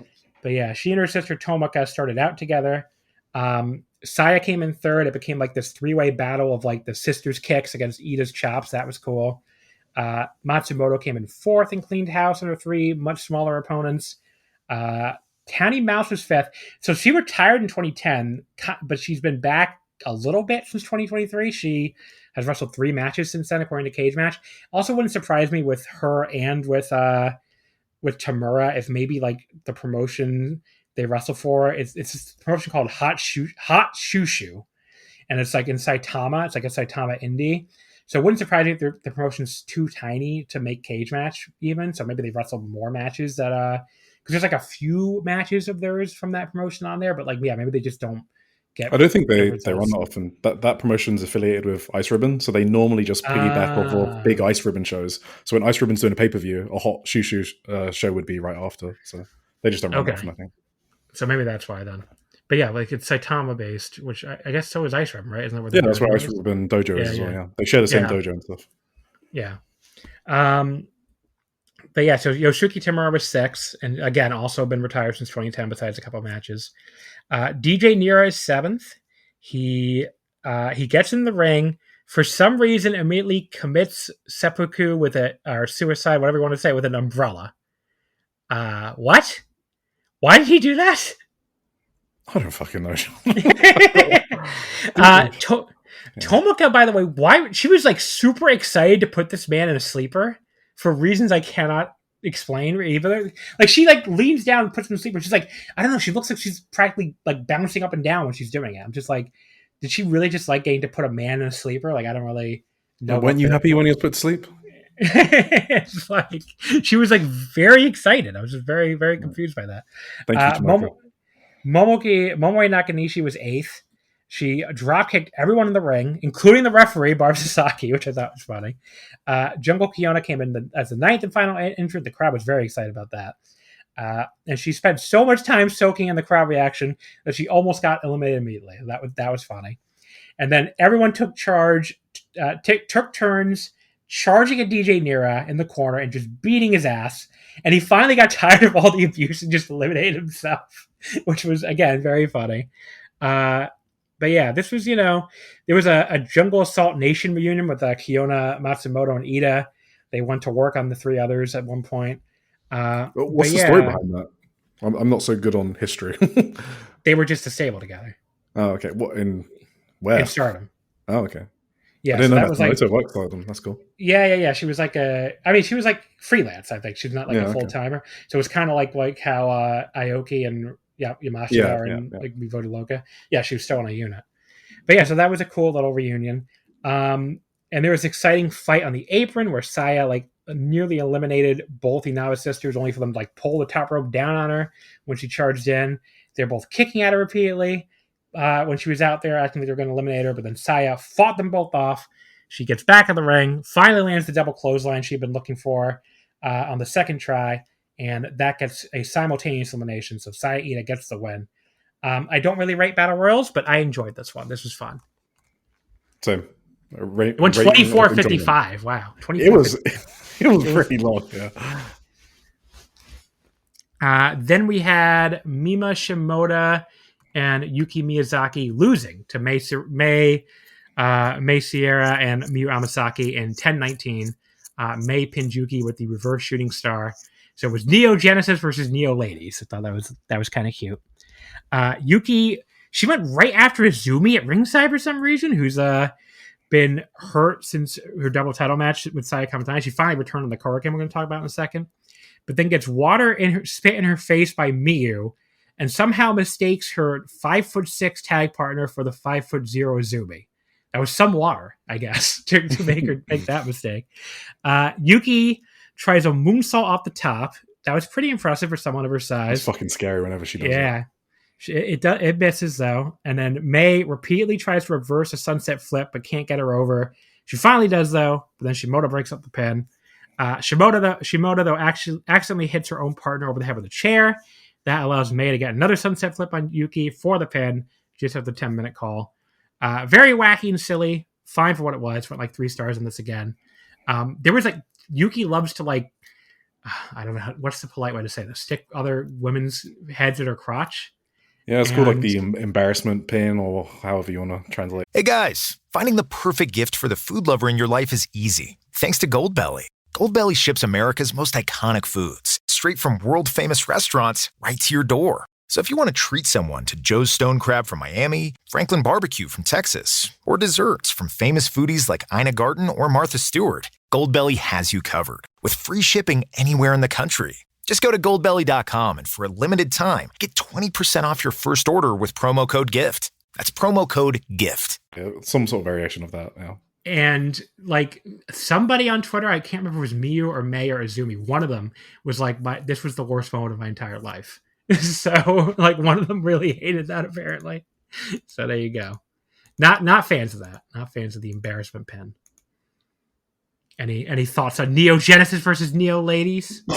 No thoughts whatsoever. Okay. Yeah, Yuki Miyazaki just did her gimmicks. Yeah. Where does she wrestle now? Wave? Okay. Because I feel like I've seen her before. That would explain why. She's retiring on 1st of January. Oh, there you go. Then we had by far the best match on the show. This match was actually fucking awesome. Mika Iwata and Chiro Hashimoto defeating Suriano and Natsupoi and Uraka and Konami in exactly 12 minutes. Mika pinned Natsupoi. And that was a little surprising pin, but I guess the Sendai Girls team wasn't going to lose and they didn't want the 2 champions to lose. But yeah, it's kind of funny from a kayfabe perspective. The Starlight kid would choose to book Konami of all people for her 10th anniversary show. It's like, all this woman has done is beat your ass, girl. I don't just mean now, I mean like for fucking ever. Yeah, I thought the same. I was like, why did Hate even get invited to the show? Not even just Hate. Okay, I can sort of understand Hate in general. Konami's been beating this girl's ass since she was a fucking teenager. Yeah. It's like kind of fucked up. It's like some of the earliest Stardom memories I have. It's like Starlight Kid in this fucking, in her really, really like, her original gear that was not very good. Just like getting her ass kicked by Konami in like these fucking tiny ass venues. So I don't know. It's very, very, very weird. But yeah, lots of very fast paced action. Especially love all the Shiori Mika interactions given their own history together. But then we got some fun kicks back and forth with Mika and Konami too. Poi seemingly had Konami pinned with her twisting fairy splash out of the corner before Raka pulled the ref out. And yeah, there's just like so much action in this match, and I was enjoying it so much. I mean, these are like, well, five of my favorite wrestlers, and then also Raka. I mean, Konami. I don't think Konami like one of my favorites might be strong for her too, but I think she's had a really good year too. She has, like she's, and Chihiro, I love Chihiro, I love Mika, I love Poi, I love Shiori. So like a lot of wrestlers who I love. And yeah, I just was kind of like, it was going too fast. I was enjoying it too much to take like detailed notes. But yeah, I went 4 1/4. I thought this was fucking awesome. So this was a really good match. I think Saori and Hashimoto were so good together. You mentioned her and Iwata, but her and Hashimoto was like that was my shit. So I very much enjoyed that. Saori's bumping was fucking crazy in this. I know it always is, but she put a little extra spice on her bumps in this match. So I really want someone to tell me what she's bad at wrestling. Like, please don't. Yeah, who the fuck knows? She was awesome in this match. I thought she was like the MVP of this match. I thought the last ride was sick as well. Hashimoto's powerbomb, and then it was the Ryan from Iwata. I was surprised Iwata won as well, to be honest. Yeah, I mean, I don't know. It's just very like I don't really get what is bad. Like the bumping, the selling, her offense, her transitions. Like, what are you saying she's bad at? Her charisma. It's definitely not her charisma. So, like, what the fuck is bad about her? Because she's in Stardom. That's why. She's in Stardom, yeah. The main event, the Ki-chan family in danger match. Kyoko Inoue, Jun Kazai, and Shingo Takagi defeat Starlight Kid, El Desperado, and Dragon Kid in exactly 24 minutes. Kyoko pinning Starlight Kid at the end of her taking the full course Death Valley Bomb from Shingo, Pearl Harbor Splash from Jun Kasai, and then the Power Bomb from Kyoko. This was... It's not like this was bad. Like, there was... Kyoko is like, she is what she is at this point in her career, and that was probably the thing that dragged the match down the most for me. Kyoko really couldn't do much of anything. I mean, she did give all three of her opponents a stink face at once, if you're into that, but, I should mention too, like ELP had this like half white mask to celebrate Starlight Kid's 10th anniversary. That looked really cool. And then Starlight Kid had a special like over mask that was like half ELP and half Dragon Kid. I was at first, I thought Dragon Kid was the only one who didn't have a special mask, but when the lights came back on, when lights came back on, you could see he had a special mask with the logo for anniversary show on it. And the crowd really seemed to get a kick out of ELP and Starlight Kid doing the splits under the rope together. Dragon Kid did not do that. I guess he can't do it. You think he'd be flexible enough the way he fucking moves still. Did you just say ELP? Oh, I did say ELP. Why the fuck do I always write? Somehow, that's not the first time I've done that. Somehow, I write down ELP for El Desperado. I don't really. Are you thinking about ELP that much? Is he? Maybe it's El Desperado, El Fantasma. I don't know why my brain does that. Yeah. Yeah. I mean, El Desperado. Thank you. ELD, I guess. Yeah, ELD. Yeah. But yeah, but yeah, Desperado's half white mask, very cool looking, and yeah, the crowd really, like I said, loved the two of them doing the splits under the rope together, and I don't know why Dragon Kid didn't do it too. You'd have to think he'd be flexible enough, but he's definitely flexible enough. He still does the handstand off the ring post spot. So yeah. Unfortunately, the match really, like I said, really quite boring. They tried to do the heels here, Kyoko, Kasai, and Shingo tried to do a triple simultaneous unmasking, and Shingo and Kasai actually succeeded at unmasking Dragon Kid and Despy, and they ended up putting on each other's masks for a little bit. That was kind of cute. They did get their own mask back on before too long, though. The brief Shingo versus Starlight Kid exchange was probably the best part of the match. Like, Shingo actually fucking... So he does it. He's like the big bully. He's no selling her forearms, but then he fucking sells for her. Like, she nails him in the face. He fucking sold. And then she gave him like a huge big Rana DDT, and he sold for that too. So like, I don't know. It's kind of funny because you think of Shingo as like this like right-wing guy, and apparently like he has like some really bad political opinions. So is that the backstory? I actually didn't know that. Yeah, don't look at his likes and don't see what he thinks about Koreans. But like, for a right-wing guy, like, he has no fucking problem selling for a woman, apparently. It was very, especially a tiny woman. It was very interesting to me how that works, I guess. But yeah, SOK, she, like I said, did the job on her own 10th anniversary show. So yeah, I thought the back half of the match, wasn't like Kyoko in there for a long time, was fun and, more of a spectacle than a great match or anything. I ended up going 3.5, which is probably a little generous, but I thought it was good. No, I thought this match was really fun. I don't think that's too generous. There was some other fun moments, like when Mima Shimoda was trying to beat up Jun Kasai and it didn't go well on the outside. The crowd popped for because obviously it's the first time Jun and Despe have met since their 5-star classic, right, a few months ago. The crowd was like really into that, yeah. Yeah, they were also really into Shingo and Dragon Kid because it was the first time they faced each other since Shingo left Dragon Gate in 2018. So just a lot of really cool moments. The Shingo wasn't he at one point doing like this thing where he's like looking around like, who is that down there? Like kind of thing. That was funny. Yeah. The finish was fucking hilarious. Kyoko power bombing for the win. I saw it coming from a mile away. So I watched Diana as well. Obviously, it's her promotion. She's 28-0 since losing to Kaoru Ito in 2019 in singles matches. She doesn't lose matches at all. So I just thought it was funny that she had to pick up the win here. But yeah, enjoyable show. I would definitely, especially free on YouTube, I would definitely recommend checking it out if anyone listening missed it. So then we get to the Korakuen from earlier today on Monday the 27th. This did a crowd of 1,220. Not bad. It was not a marquee show, to say the least. Only a tag title match at a high-speed match on top. And there's obviously a much bigger show coming up next week at Oda. And it's also on a Monday. But, this was above some of the smallest crowds they've done at Korakuen this year. I mean, obviously not a sellout or anything like they've done for a lot of their shows, but like the September 10th Korakuen which had the artist title change, that was actually lower. That did 1,109. So this was up from that one for like a B tier, maybe even C tier Korakuen, honestly. Other companies would kill for an attendance like this on a Monday with a card like this. Yeah, so. It's very true. I mean, we just talked about New Japan did like barely above 1,000 for their two, junior tag league shows. So the opener, the match 0 actually, was Rana Yagami and Kikyo Furusawa defeating Momo Kogo and Emma Maishima. Rana pinning Emma in 7:28 with the beat strike. I thought Emma looked a little more fired up here than she has a lot of the time so far, especially when she was like taking it to Rana with the repeated drop kicks. That was like the highlight of the match for me. I thought she looked fired up. Rana eventually put her away, but thought this was a fine little pre-show match. I went 3 stars on it. Yeah, I thought this was good. So Kikyo had a homecoming the day before in Fuji. She was against Sariano in a decent scene. Oh yeah, I gotta watch that. I saw. Okay. I saw some of the highlights. All right, it was a VOD because I didn't. It was. Yeah, so yeah. I always put it though, but yeah. So she's very popular. Wait, you said you wouldn't spoil it, buddy? I can tell you. I can guess who won. Oh really? Who do you think won then? I'm gonna guess it was Siriano against the rookie. Yeah, it was. I don't know. Some people are weird about not wanting to know how a match went and stuff like that. So I'm just extra careful about it. But a rookie match, it's okay.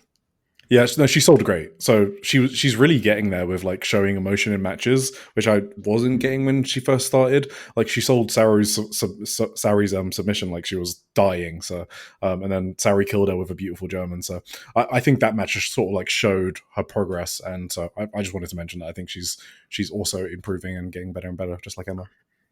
The main show card opened with the 12-woman tag match. So Saya Kamitani, Konami, Momo Watanabe, Rina Fukigen, and Azuse Naba defeated the mixed team of obviously all from Hate. They defeated the mixed team of Neo Genesis's Starlight Kid, Azumi, and Miyu Amasaki, and the team from God's Eye, Hina, Tomoke Naba, and Kyoka Kotatsu. In 13:43, Konami pinning Starlight Kid with the buzzsaw kick. This was Azumi's return match since being out from injury following the September 27th double title match. She missed almost a full month exactly, so there you go. Great to see her back, obviously, especially after the outstanding match she had last month, which I already dunked on people enough for being haters of that one. Kyoka, she finally got, again, I guess being the gear person of the podcast, she finally got new white and pink gear to replace the gear she apparently ruined in the wash or something earlier this year. Because remember, she had to go back to her old gear for a while, which the old gear looked pretty crappy. So good for you, girl. I'm glad you got new gear finally. Saya and Momo, they got whipped into each other on the floor during the very early brawling portion, and they briefly started pushing at each other back and forth, and that started the theme of the match, where they would fight each other throughout this match, but they would also go back to trying to actually win the match. I thought was really unique. I can't remember ever seeing a match like this. Barb Sasaki, by the way, is getting smarter. He managed to duck out of the way of Rina spitting at him with a very well-timed squat. mean, she announces what she's going to do it every time, so you'd think someone would do that eventually. And that got him a loud Barb chant, too, which I thought was funny. Hell yeah. Azumi got a big ovation as she was running wild on Momo. You could tell the crowd was really happy to see her back. But just as Momo countered her and hit a suplex, she missed Saya blind tagging herself back in, and Saya kicks Momo right in the head and tossed her out of the ring. That was cool. Momo responded by coming in and accidentally, quote unquote, on purpose, obviously, kicked Saya while she and Azumi were reversing each other back and forth in sunset flips. Then they started forming each other before Azumi hit a double dropkick on both of them. And then Saya acted like she was going to just fight Azumi. Then she dove right onto Momo off the apron on the outside again. And that's just really, really cool little structure here. Starlight Kid missed a moonsault off the top. She got hit with the Momo bat. And they got hit with her own white belt from Konami. And then ate the triple team bulldog from the Artist Trio and the buzzsaw kick from Konami for the pin. So Starlight Kid had been winning a ton on the lead up to this show, on the house shows. So I think people have been kind of worried that she's going to lose the belt to Konami. Konami pinning her like this probably, I think, would say Starlight Kid's going to retain. But who knows, I guess. Really fun, chaotic multi-man tag stuff here. 3.5. I thought this was good. Yeah, I thought this was really good as well. What do you... the next time... Is your next podcast going to be out after Crimson Nightmare? Yeah. Okay, so what do you think about the Saya Momo build? I think people are fucking stupid. First of all, what I go for it. Okay, so Saya and Momo had this face-off at the end of the match, okay? They both yell at Toru Okada about the lack of build-up matches, and Saya demands a hate versus hate main event in Chiba on November 1st, which Toru agreed to in really hilarious fashion because he hates hate, obviously. And he's just hi, yarimasu, just with the yarimasu show, with very little enthusiasm. Yes, let's do it. Very little enthusiasm for this. He's going to the fucking dentist or something. So thought that was funny. Look, there was a promo after a recent show. I think it was after the show you were just talking about, the Fuji show, where Saya and Momo both complained about Toru Okada not booking them to face each other in multi-man tags to build up their title match. And for some fucking reason, a lot of fucking people on Twitter, including some who I really think should fucking know better. Some people, one guy who writes for this fucking web for Voice of Wrestling, where I'm like, how the fuck do you not know this is a work? Look, the fucking whole gimmick with hate is that they're fucking anti-authority. They fucking complain about Toru Okada, and they make fucking booking complaints in fucking character, and then Toru Okada hates them back. I mean, he fucking banned one of their founding members from the fucking unit. Oh my god, I just realized what you're talking about. I didn't even know people were upset about that. People were quote tweeting and being like, I thought this was the promotion of the year. I thought this was the booker of the year. What the fuck? I'm like, okay. I wasn't even referencing that. That's fucking crazy. You can think the Saya versus Momo build has been bad. I think it's been kind of interesting. I really like to hear, actually. I like the two of them on the same team and not getting along, but not, I kind of it doesn't feel cliche at all the way that kind of thing can feel. And it feels like anything could happen for the November 3rd show. It wouldn't surprise me if Saya retained. I mean, I don't really think Momo's going to win the title. I mean, I'm saying that right now for the Momo heads. I'm sorry. I mean, look, Saya's the dominant champion and, she's the most over wrestler by a mile. She's going to retain probably. This is probably a case of they gave Momo the GP, but she's not going to win the title. But I think Saya could retain, and the two of them could just make up afterward, and Momo could continue on as a heel. I think Momo could turn face. Either the unit turns on her, or she turns on the unit. I think a lot of possibilities are in play there. But the idea that this fucking feud has been bad because the two of them backstage complained about not facing in tag matches and preview tags. They've been fucking facing off at the end of every match anyway, even though they've been teaming up. And they were fucking building to demanding this fucking tag match against each other in Chiba on the fucking next night. They just managed to make me more interested in a fucking house show in Chiba than I would have been otherwise, because now it's going to have on November 1st, 2 days for the show, because now it's going to have the first hate versus hate build-up match. And again, instead of just booking a bunch of Saya versus Momo hate versus hate build-up matches, they meant the only one they're doing means something. How is that bad booking? Is that not good booking?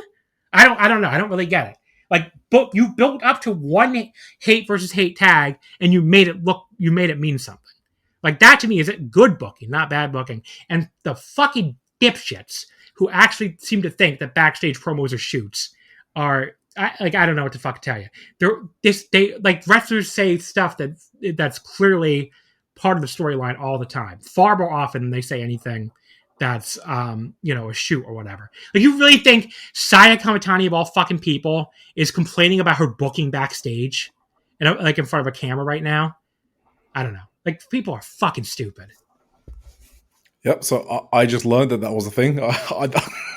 When I was asking you, I had no idea that was the angle people were looking at it from. The reason I brought it up is because I'm waiting for an angle to happen, and I think I'd be a bit disappointed if there wasn't some sort of angle, and if this was just a standard can they coexist storyline.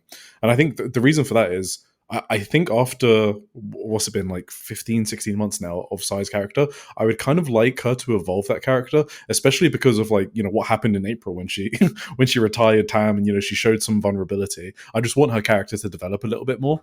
So, and I thought Momo winning the 5-star and booking this match was a chance to do a big angle. Well, it still is, and they still might be able to. So I'm sort of waiting for Crimson Nightmare, but I am expecting an angle, and if it's not one, I think I'll be a bit down on it. So that's my thought. I didn't even know the bookings.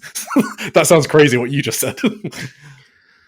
Yeah, I don't know. Some people have like the fucking brainworms some people have when it comes to Stardom now. I'm just like, I feel like some of you must know that backstage promos in Japan are at work. Like, I mean, not only that, but even if they give interviews in like Shupo and stuff like that, like actual media, it's all kayfabe. Like, they're in kayfabe like 99.9% of the time, almost all the time. It's just how it is in Japan. It's very, very weird. It's not like American wrestling. You got like, some of you got to get over your Stardom brainworms. Like, I don't know what to tell you, because you look fucking stupid making these complaints when they clearly, or acting like this was a shoot when they clearly were just building to the announcement here that they're doing the hate versus hate tag match. Like, you just look fucking stupid. I don't know what else to tell you. 10-man tag, Sayuri, Saki Kashima, Ami Sourei from God's Eye teaming up with Hanako and Rion from the E-Nexus V unit. You want to talk about bad booking? Why does E-Nexus V still exist? That's bad booking. Oh, damn. Shit. Again, on the XV. But yeah, the 5 of them defeated the team of Vita Locas, Suzuki, and Bozilla, and Cosmic Angels, Natsupoi, Aya Sakura, and Sayaka Kurara. This match went 8:24. Saki pinned Aya with the Revival, which is her little roll-up thing. So another return match from injury here. So Suzu has mostly been out with a back injury since September 10th. She did work a one-off hardcore match with Jun Kazai on an October 11th independent show, because if anything's really famous for its healing qualities, it's working Jun Kazai in a hardcore match. That match was awesome as well. Oh yeah, I didn't see it. So, but yeah, this is building the Sakura. How do people say this? Sakura tag title match. It's a great name. But yeah, the 2 of them are getting their New Blood tag title challenge finally this Thursday on their New Blood show, which feels like it's been coming for like 10,000 years. So please let them win, for the love of God. But yeah, Saki, she tried to hide behind Ami and her other partners before Bozilla just like pushed through them and grabbed her. And her partners all tried to save her. Then she just like intimidated them all into leaving the ring. That was fucking funny too. Saki, though, dodged a Bozilla charge in the corner and then, like, hilariously pulled herself to safety using the bottom rope while laying down. Like, almost so fucking good. She was climbing the rope like it was an actual rope. It was so fucking fun. Like, the actual visual was so fucking funny. Like a fucking raccoon, yeah. Saki managed to earn herself a pin over Aya with her flash cradle. Good for her. And she immediately goes back to hiding behind the turnbuckle from Bozilla. But she then calls her an idiot while actively hiding behind Sayuri and throwing things at her, which was even funnier. And Bozilla then chased her to the back. Fine little match, but the comedy was really the focus here, obviously. 3 stars. 5 stars? What do you mean? This no, 3 stars, I said. 3 stars. No, I'm giving it 5 stars. Okay. Yeah, this Saki Bazilla stuff is awesome. I really love this storyline where they're going with it. I thought I would be bored of Bazilla by now, but she is so fucking good at her role. It is insane. Like, you put on a random house show, and her bullying people is getting like the biggest pops of the whole show. It is so fun to watch. So I think she's been killing it on her Stardom run so far, and this storyline is another evolution of that. Then after that, we had the big show news. Wait, sorry, can I ask, what do you think of Mi Vida Loca? I mean, they've grown on me. I think they're a pretty decent little unit. They're Stardom could have used a unit like them, like the tweener, because I feel like God's Eye used to be kind of more tweenerish, right? And now they're just kind of solid faces. So I feel like they almost take that old row of like more being like more tweenerish. But yeah, completely agree. And Bazilla sort of like, what do you think about Bazilla and Suzu in terms of like, because I don't know if Suzu's been outshone a little bit, because I don't, Suzu's one of my favorites, so I just want to make sure that the shine isn't taken off Suzu completely. It feels like Bazilla's sort of like molding it into her own unit almost, just to like, just her presence, I guess. Yeah, it does feel like it's her unit. Yeah. So that is interesting. But I mean, maybe it's just the fact that Suzu's been out for so long and we'll feel differently. Yeah, when she gets back. After that match, we get the big show news, the Stardom doubleheader that I mentioned earlier at Shinjuku FACE on January 3rd was announced here. So again, if you're interested in going, because I know we have a lot of listeners who are going on this trip for like even more than I would have guessed. I feel like I find out somebody else every day. So advanced ticket sales for fan club members open November 4th. General on sale is November 24th. So I wouldn't count on them getting the general on sale. I would look into getting a Stardom paid fan club account if you really want to go to one of these two shows, but we'll see. I'm going to go to the early one, like I said, not because I have DDT in the evening. They also announced the award shows are at Takadanobaba on January 24th and 25th. I think it's the same location as last year. Yeah. Weirdly, they still have not fucking said when the January 10th and 11th shows are going on sale yet. And those are Korakuen, so you'd think those will go on sale soon. But yeah, I mean, hopefully they'll go on sale like almost the same time as Shinjuku FACE, because I'm getting tired of refreshing the site and trying to find out when. But yeah, we'll see if they're maybe January. Maybe they go on sale like January 4th also for the fan club. Then we had the three-way match. Lady C pinning Akira Kurogane. Saya Ida was also in this match, but Lady C got the pin on Akira with the big boot in 9:26.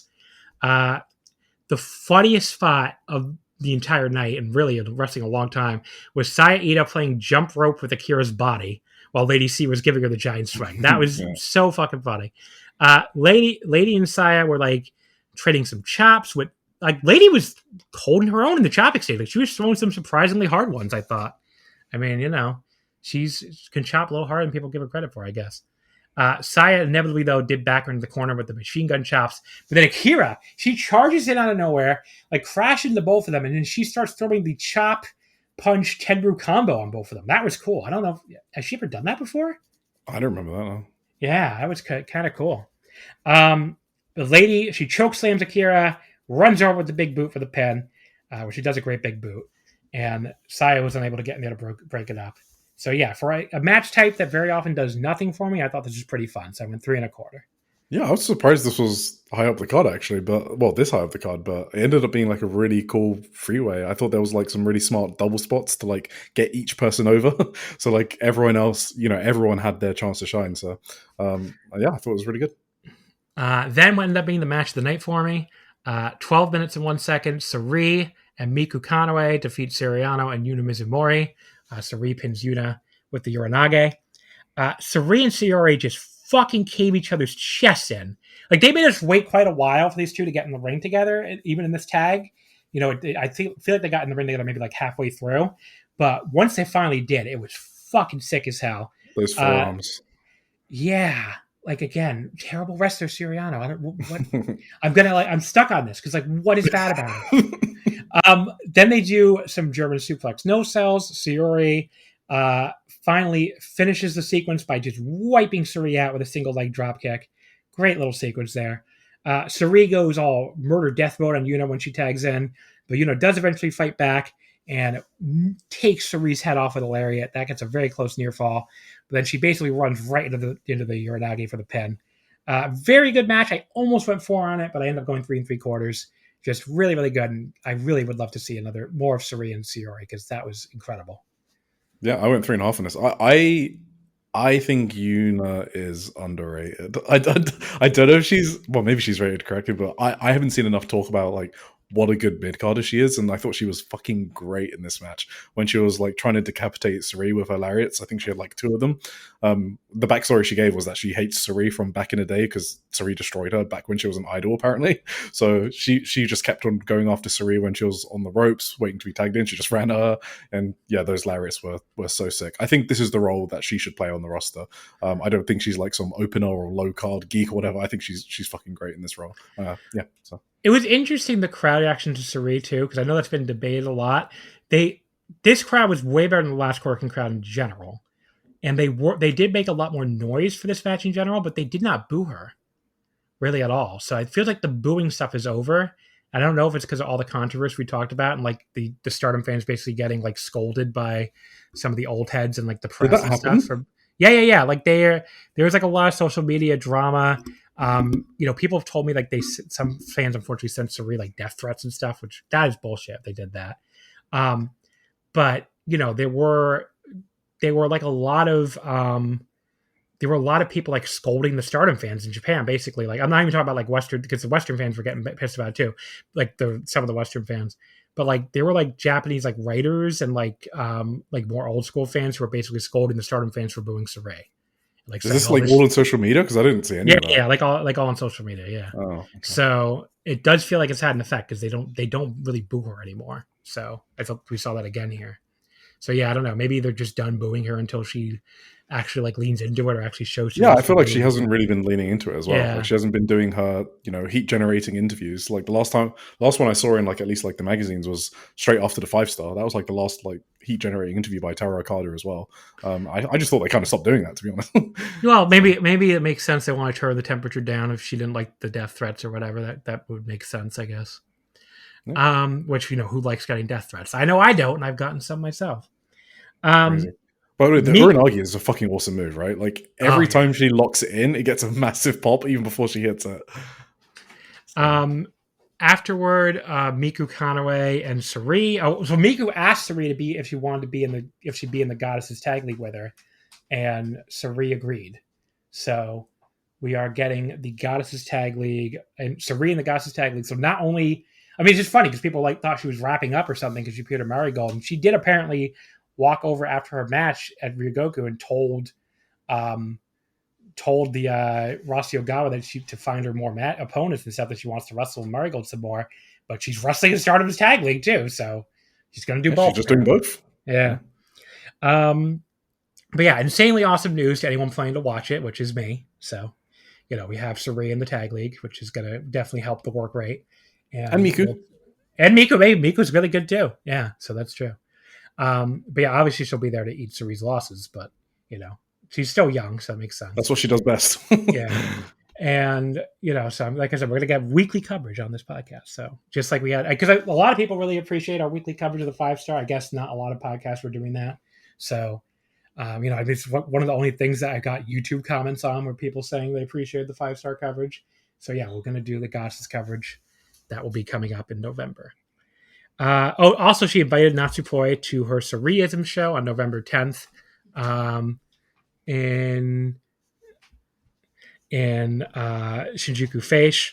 So we don't know what she'll be doing yet, because I think some people thought she was challenging Poi to a match, which would be fucking amazing, but I don't think she actually was. I think it was just the wording was that she wanted to tell her something, and Poi was excited to know what it was. So it seems like some segment, maybe. I guess we'll find out. Yeah. The show is already sold out, by the way. So, the next match, the high speed title, Mei Sierra defeating Waka Tsukiyama in 10:25 with the checkmate. Mei successfully defended her title for the 8th time. She's been champion for like almost 16 months now. It's crazy. She should keep it forever. It's her title. So Waka obviously does a lot of stuff involving her ass. Did you hear about this ring tape Mei was wearing down to the ring? Well, she hopes she gets hemorrhoids or something. Like, what the fuck? Like, when the announcers read it off, and they were like, one of them started laughing so hard, and I think like in complete disbelief, like, God, what? Mei that is is unhinged. savage. She's unhinged. Mei is a goblin. That is like goblin behavior. She's been saying during all the previews like how she wants to split her ass in half. So, and she was kicking Waka in the ass repeatedly throughout the entire match. But yeah, I was a little confused. So I did not know. I guess I've just dropped the 10-minute 2 out of 3 fall rules completely. Yeah, they after the who was her last Yuna Mizumori, right? Yeah. So then she was like, in kayfabe, May put the rules in because she wanted to like create history or something. So backstage she was like, maybe I was trying too hard, and so that sort of hinted about them changing the rules. And then she challenged Yuna Mizumori to a 15-minute time fall, and now I think they've just dropped it. So yeah. Yeah, I didn't realize they just dropped it entirely. I thought they meant just for the Unibot match, but yeah. So that was a little confused by the pacing of this. I'm like, wait a second, this is 2 out of 3 falls in 10 minutes, but now it's 1 fall in 15 apparently. So, I hope that is a permanent change because it definitely helped. Definitely a good change. But yeah, I thought it was a good match. It wasn't like a blowaway or anything. I went like 3.5. So yeah, I thought it was a good match. I went 3, but yeah, I enjoyed this a lot. So. The checkmate finish is so cool from May Sarah. I love that finish that she has. So.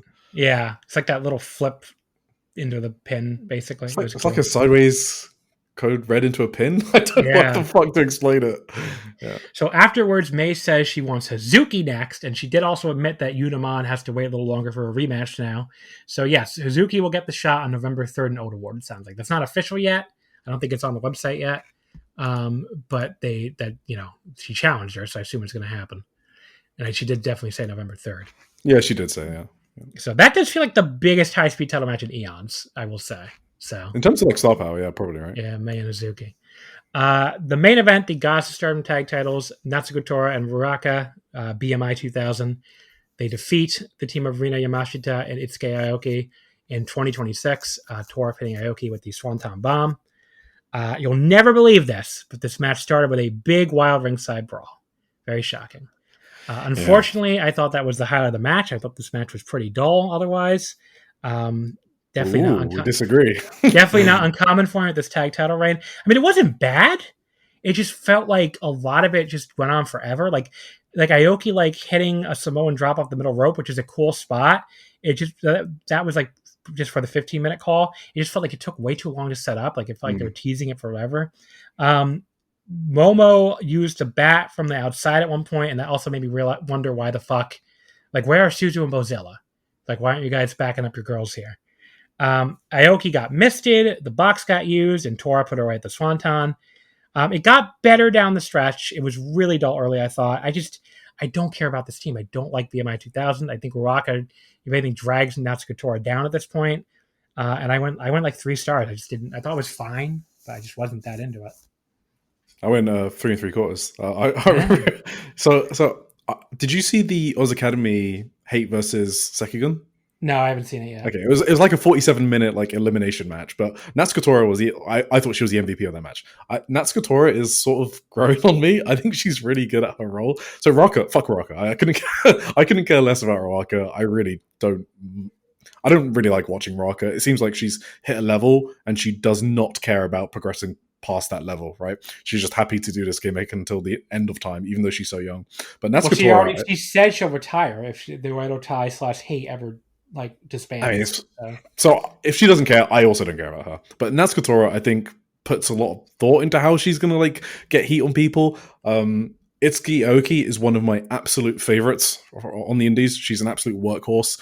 She's the life of every single show she's on the indie scene. So I guess that's maybe a bit of bias.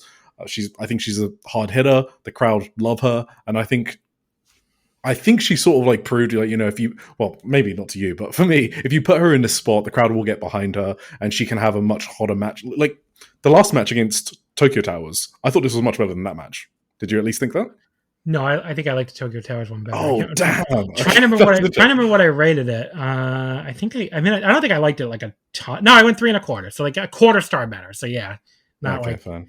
Yeah. Yeah, but I don't like it. I don't like this team. I don't know. It's mostly Muraka. Yeah, it's mostly Uraka. Yeah, I mean, fuck Uraka. We can agree on that, yeah.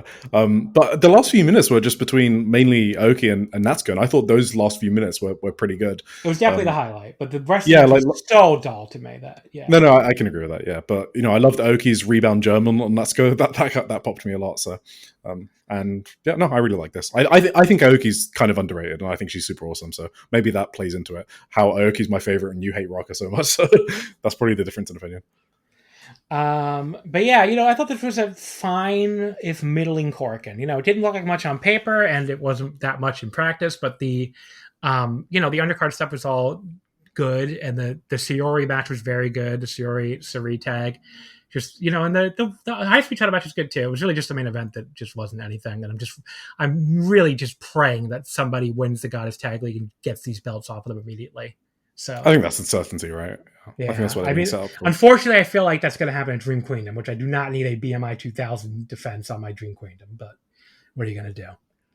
But yeah, Natsuko at least? I like Natsuko. I mean, she had a great 5-star, but Raka's just, I don't know, she really drags her down. Yeah, I think Natsuko gets a lot of unfair heat, actually. So what's coming up next is we just talked about it in Chiba. November 1st, there's going to be some kind of hate versus hate match that they've been building towards now, which I don't know if that shows. They probably haven't said if that show's airing live or not yet. But yeah, they'll release that when they release the schedule, right? So. Yeah, so we'll see if that's live. I hope it's live. Well, actually, is it even an afternoon show? It's a good question. Let's see. Is Chiba afternoon or is it evening? Chiba's 1 o'clock, so that'd be great. It'd be midnight my time. And we're about to go back here in America to an hour before that. So, the hour before, when the clocks reset, Nicole just totally threw me off with this hand motion. Thank you, Nicole. But yeah, the hour before that, the 1 o'clock shows will be 11 p.m. The 11:30 a.m. shows at Korakuen will be 9:30 p.m. instead of 10:30 p.m. Even like when I stay up really late for like a special 4 a.m. show, it'll be 2 a.m. instead of 3 a.m.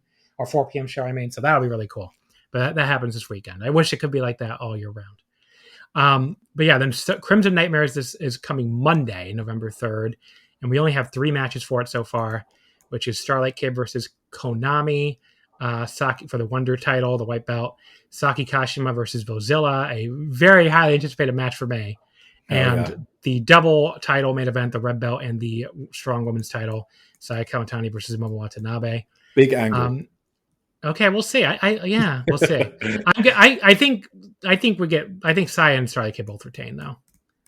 Yeah, Starlight Kid has to. I mean, I'm assuming that's like 99% retain. Yeah, so we'll see.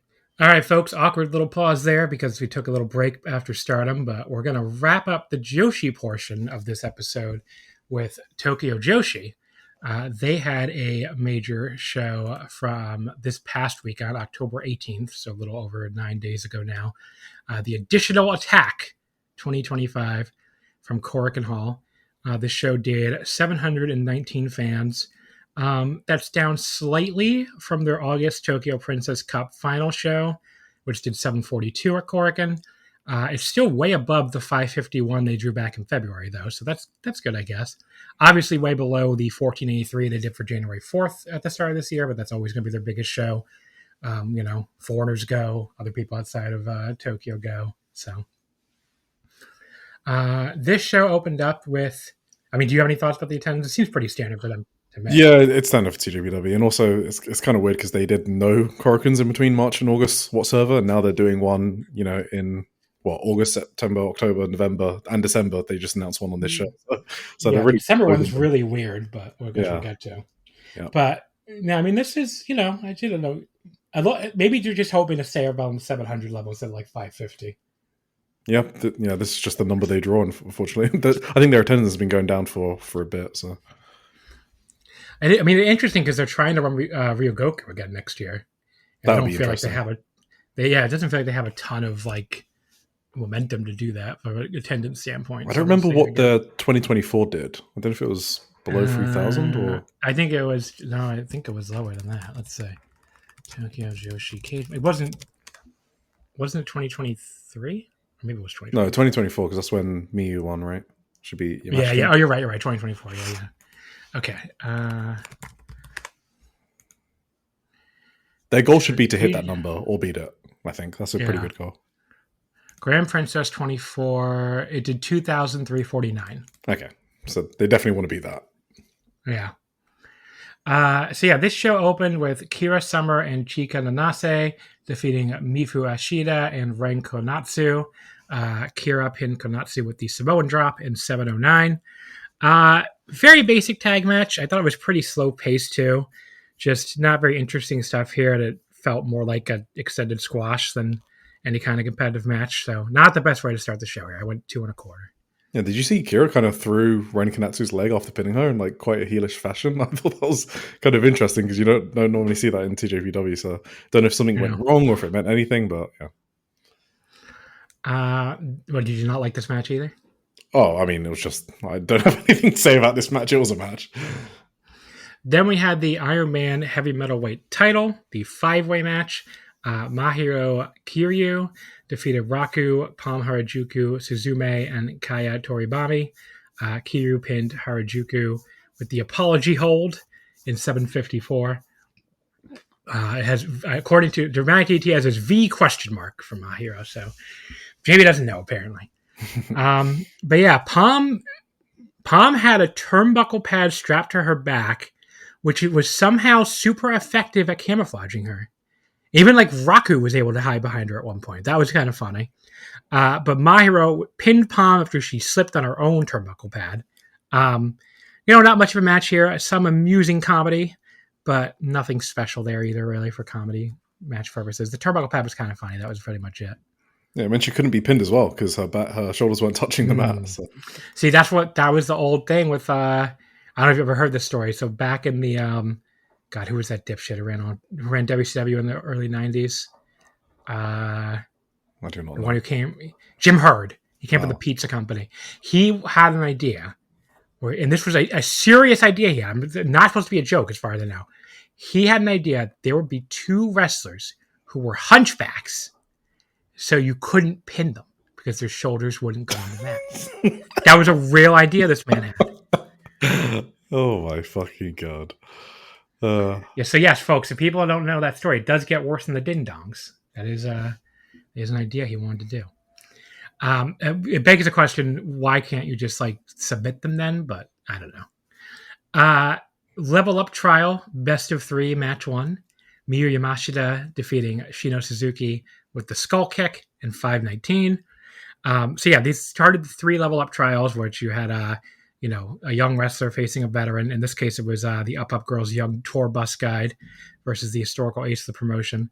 Shino got to show a little bit of fight here before Miyu put her away pretty easily with the skull kick.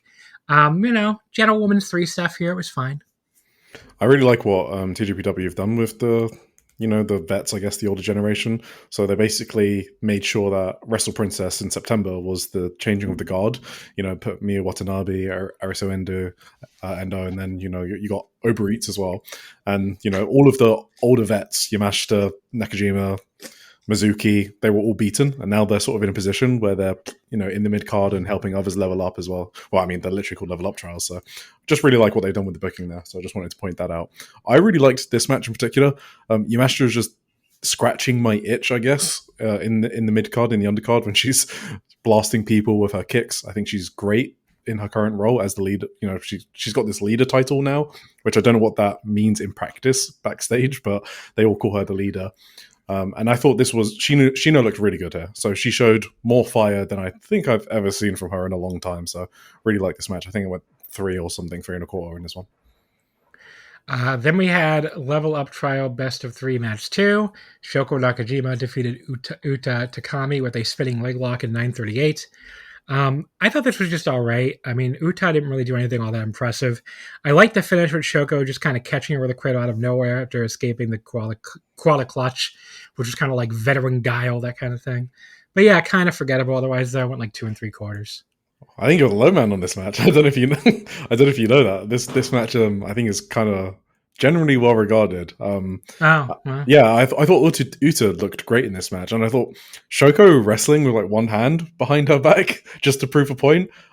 This match was my favorite out of the three. I think it went like 3 and 3 I quarters. forgot she was doing that. Yeah, I went like 3 and 3 quarters on it. I just thought it was like really good chain wrestling, and I thought Uta Takami sort of like held her own against Shoko, which I wasn't expecting. Uta only debuted last year, so that's also one thing you have to remember, that she's not that experienced. And yeah, the fact that she won by with the European clutch, yeah, I just really love this match. I thought it was great. Yeah, 706 on Cage Match, so yeah, people do seem to like it. I mean, people seem to like the main event a lot more than I did too, as we'll get to in the show in general. So, the next match was Level Up Trial Best of 3 match 3. Mizuki, how is it best of 3 if they just swept the whole thing? Anyway, Mizuki defeated Haru Kazushiro with the cutie special at 8:47. I will say again, to be the gear person, Mizuki's all black outfit for Halloween. Yeah, this was awesome. I noticed this with her black hair. Yeah, it looked really cute, really, really good. Yeah. There was like this cute little sequence earlier with both of them reversing each other's bridging pin attempts back and forth before Haru very nearly pinned her with one. That was cool. But yeah, then that pretty much not that long after that, Mizuki just put her at the cutie special without much trouble. This was fine, again, not much more than that. 3 stars again. Just, I don't know, none of these 3 matches blew me away. So it was, it was all right. This was one of the 3 I was lower on. Yeah, I thought this one was the more standard of the 3 matches. The next match, Quiz Tojo Janade, or whatever the fuck it is. Yuki Arai defeats Hyper Misao in 11:26 by correctly answering what Misao's favorite sushi dish is. So the rules here, where if you get a rope escape or a 2 count, they ask you a quiz question about your opponent, and if you get it right, you win the match. They had all of the quote Tojo Nair, so yeah, it's like Who Wants to Be a Millionaire.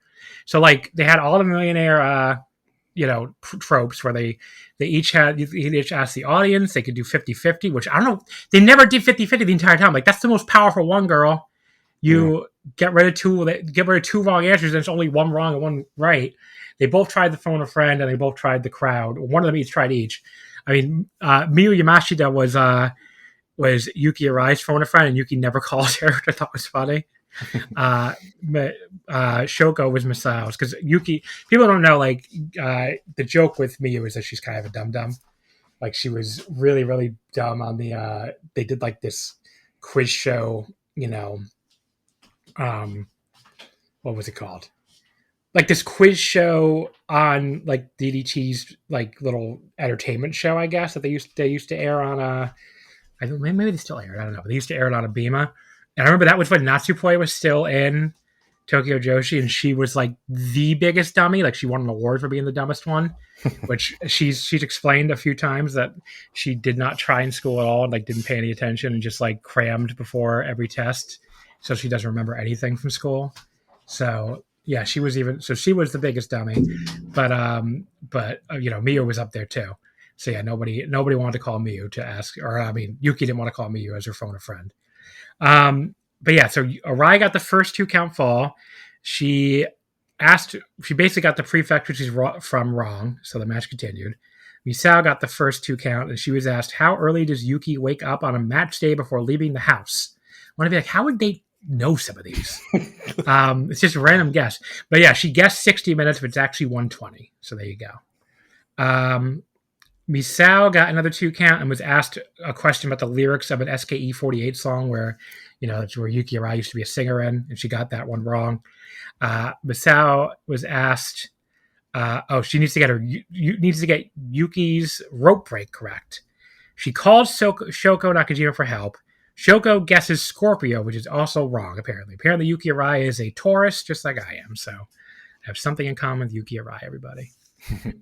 Yuki got a 2 count off a series of big boots, and that gave her second question, which is, what is Hyper Misao's favorite energy drink? Miyu kept trying to tell her to call her, like she knew, but Yuki wouldn't. Yuki wouldn't do it. She got the question wrong again. I don't remember what she answered, but the correct answer was Red Bull, which Hyper Misao apparently always drinks before a match, which honestly makes a lot of sense, I will say. It does, yeah. She looks like she's jacked up on something every time she's out there. Yuki gets a 2 count off a full Nelson slam. Her third question, what is Misao's favorite sushi? She orders at least twice per visit. And finally, Yuki gets the question right. It's Ikura. It's Salmon Row, also known as Salmon Row. So, yes, Yuki Arai is your winner. So this is a pretty eventful way, I thought, to have the two of them wrestle without either having to do an actual job. And the wrestling in between the wacky questions was quite good, too. I especially thought Yuki Arai's big boots looked really good here. So I went 3.5 on this. I thought it was good. Oh, I did not rate this. Yeah, I had fun though, but I did not rate this. Then we had the International Princess title match. Aisa Endo defeats Alice Crowley with the Ju no Okite in 11:49 to make her first defense. I don't know anything about Crowley. She's, I guess, a Midwest indie wrestler. She's been active since about 2018. I've never seen her before today. Had you? No. Okay. I thought this was another like perfectly fine little gentlewoman's 3 match. Never got to any kind of next level for me. It was fine, but I just didn't think Crowley stood out beyond generic tall forwarder. So that was probably the biggest knock on the match. He was very much just there for me. Yeah, the story with this match is because how you pronounce Alice, I guess, in katakana, right? It's yeah. So the battle of the Arises, and now they were tagging together on the shows after. So I do think this was quite a slow paced match, I think, and it sort of like rushed the latter stages as well. So I thought it was a fine first defense for Arisu, but nothing outstanding. I think the best part was Alice sending Arisu with flying with a German suplex, and then Arisu sort of no-sold it and then got lariated out of her boots. So that immediately got the whole crowd behind Arisu, which we know she's a great underdog. But I think Alice seemed kind of green, actually, like a tiny bit green. So. Then the semi-main, the Princess Tag Team titles, Yuki Kamifuku and Wakana Uehara defeated Yuna Manase and Toga. Uehara pinned Toga with the Sushi Tornado in 14:51. So it is your V1 for overeats. I thought this was a good match. Nothing spectacular. But Toga, I thought, got to show off some power. She was doing some nice slams and elbows, and it seems like maybe, I don't know, Yuna's bigger, but like Toga was like doing a lot of like really cool power stuff here. And then, I went like 3.5 on it. I thought it was good. It just didn't blow me away or anything. Are you a Wakana guy? Where do you land on her? I like Wakana. Yeah. In-ring work or just everything? The whole package? It's a very funny package. So all the food reviews and stuff. I mean, I wish I had her metabolism. That's all I'm going to say. For sure. Yeah, I'm not too high on her in-ring work. I think she's a bit weaker than other people of her own class. Like, for example, Toga. I think Toga's a kind of a unique wrestler on TJPW's roster. So I was happy to see her get this match. And I think her pairing with Manase in Hot Shots is a really good idea. But yeah, I thought I wasn't much into this match, to be honest. So. The main event, by far the best match on the show. Miyu Watanabe defeats Yuki Aino with the spinning teardrop in 17:49 to make her first defense.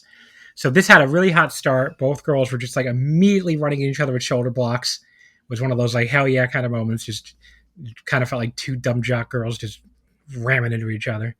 Aino hit this really cool twisting splash to the outside of Miyu right away too, and then like sent her flying into the chairs with another shoulder. That was a really cool start.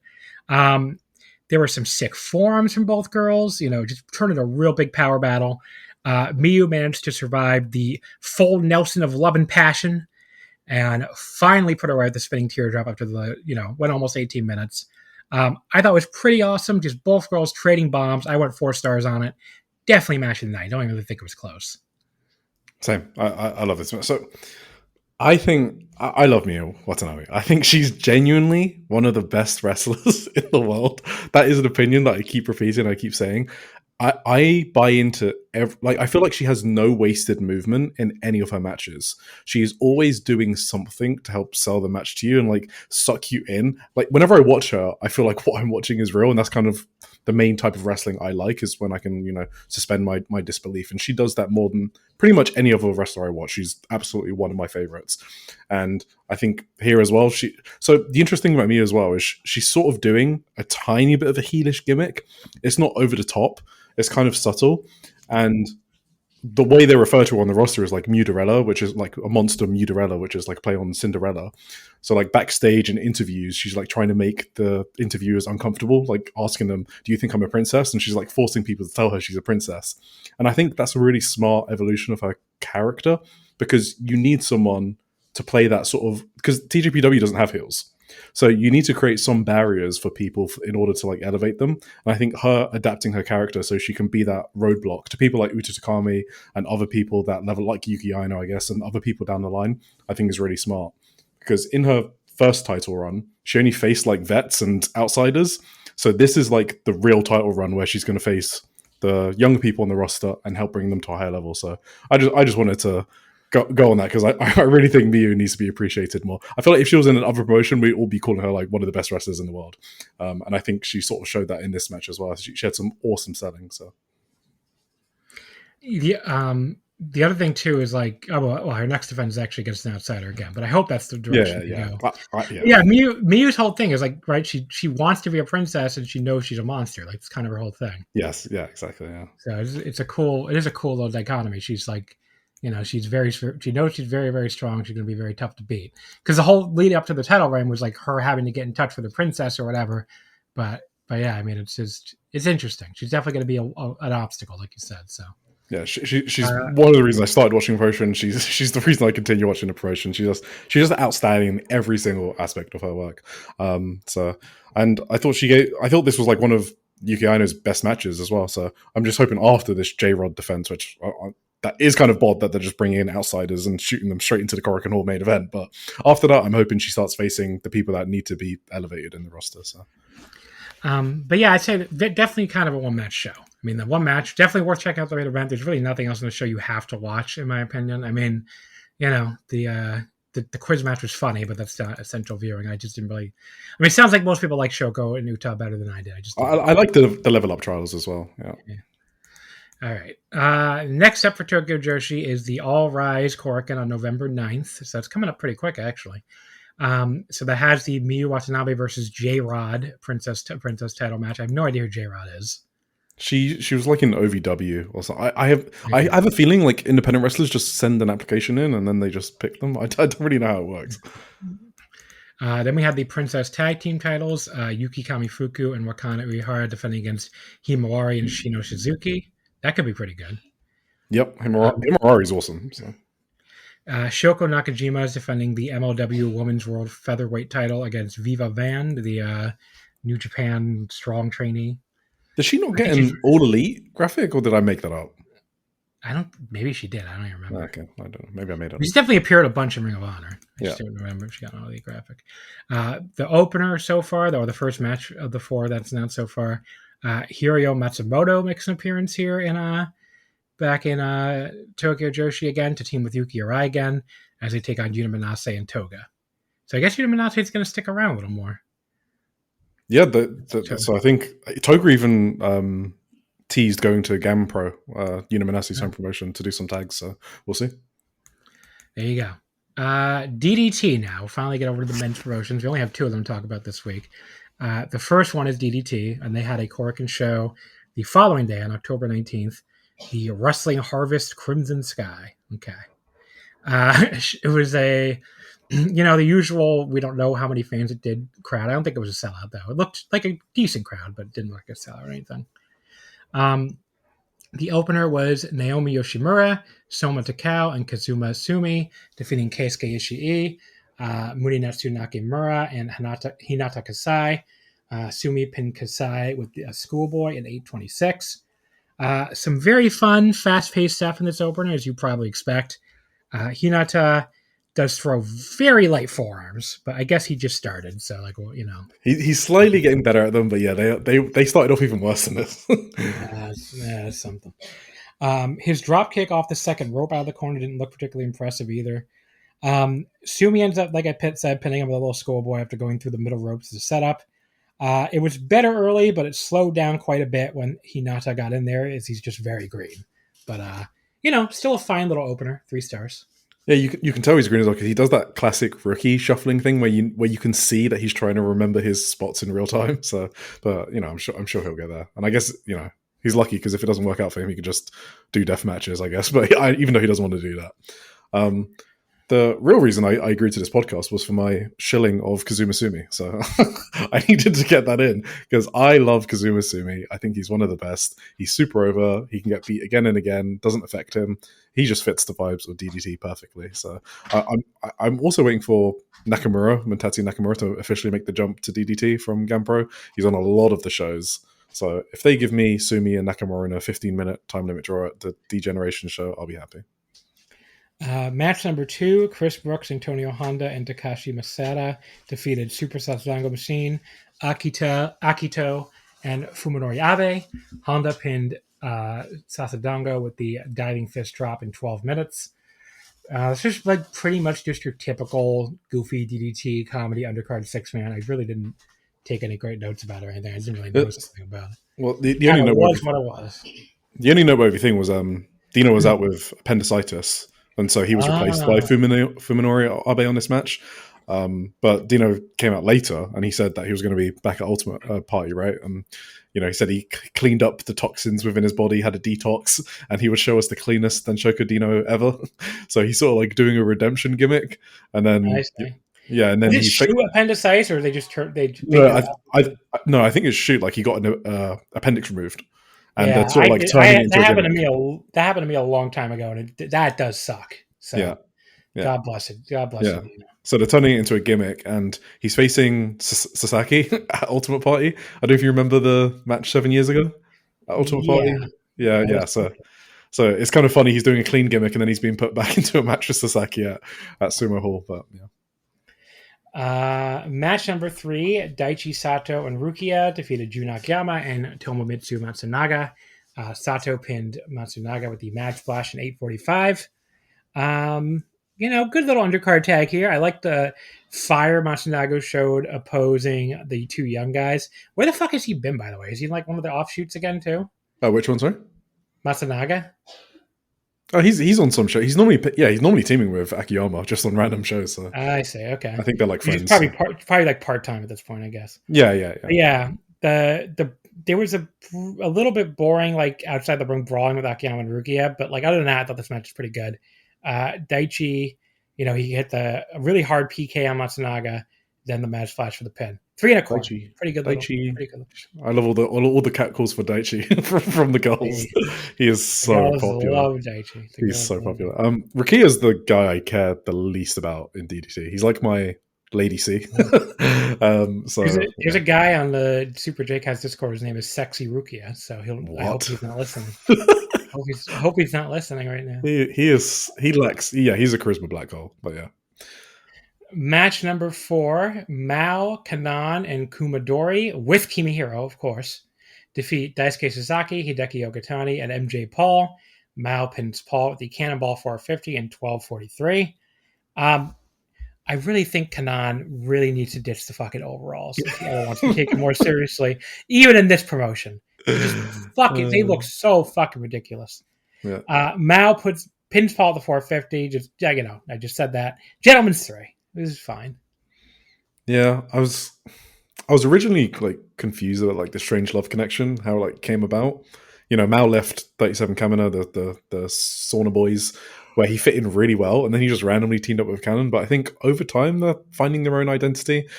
So I think there's sort of like another unit that DDT can like bring in celebs in, because I think that's the sort of avenue they want to go, right?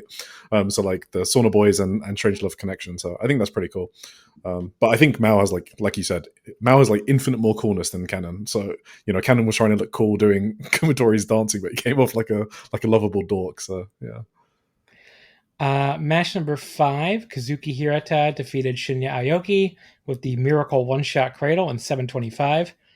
So Hirata requested this be no submissions, and Aoki needs a 10-count pin to win. But Aoki did refuse that. So. He just denied it.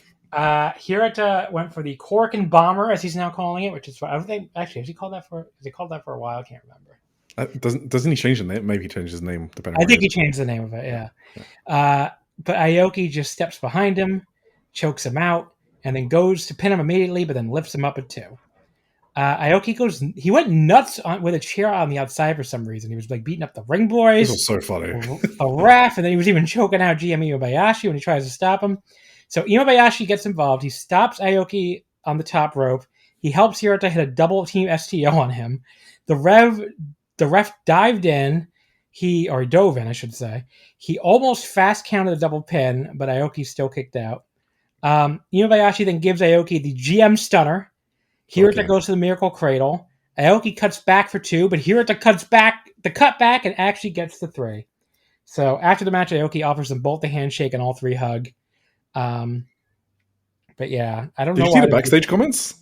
What were the backstage comments? Apparently, like they're going after the 6-man KOD titles or something. Well, the 2 of them and the GM. That's I don't know if they were just joking, but they did mention that. Maybe they were just memeing.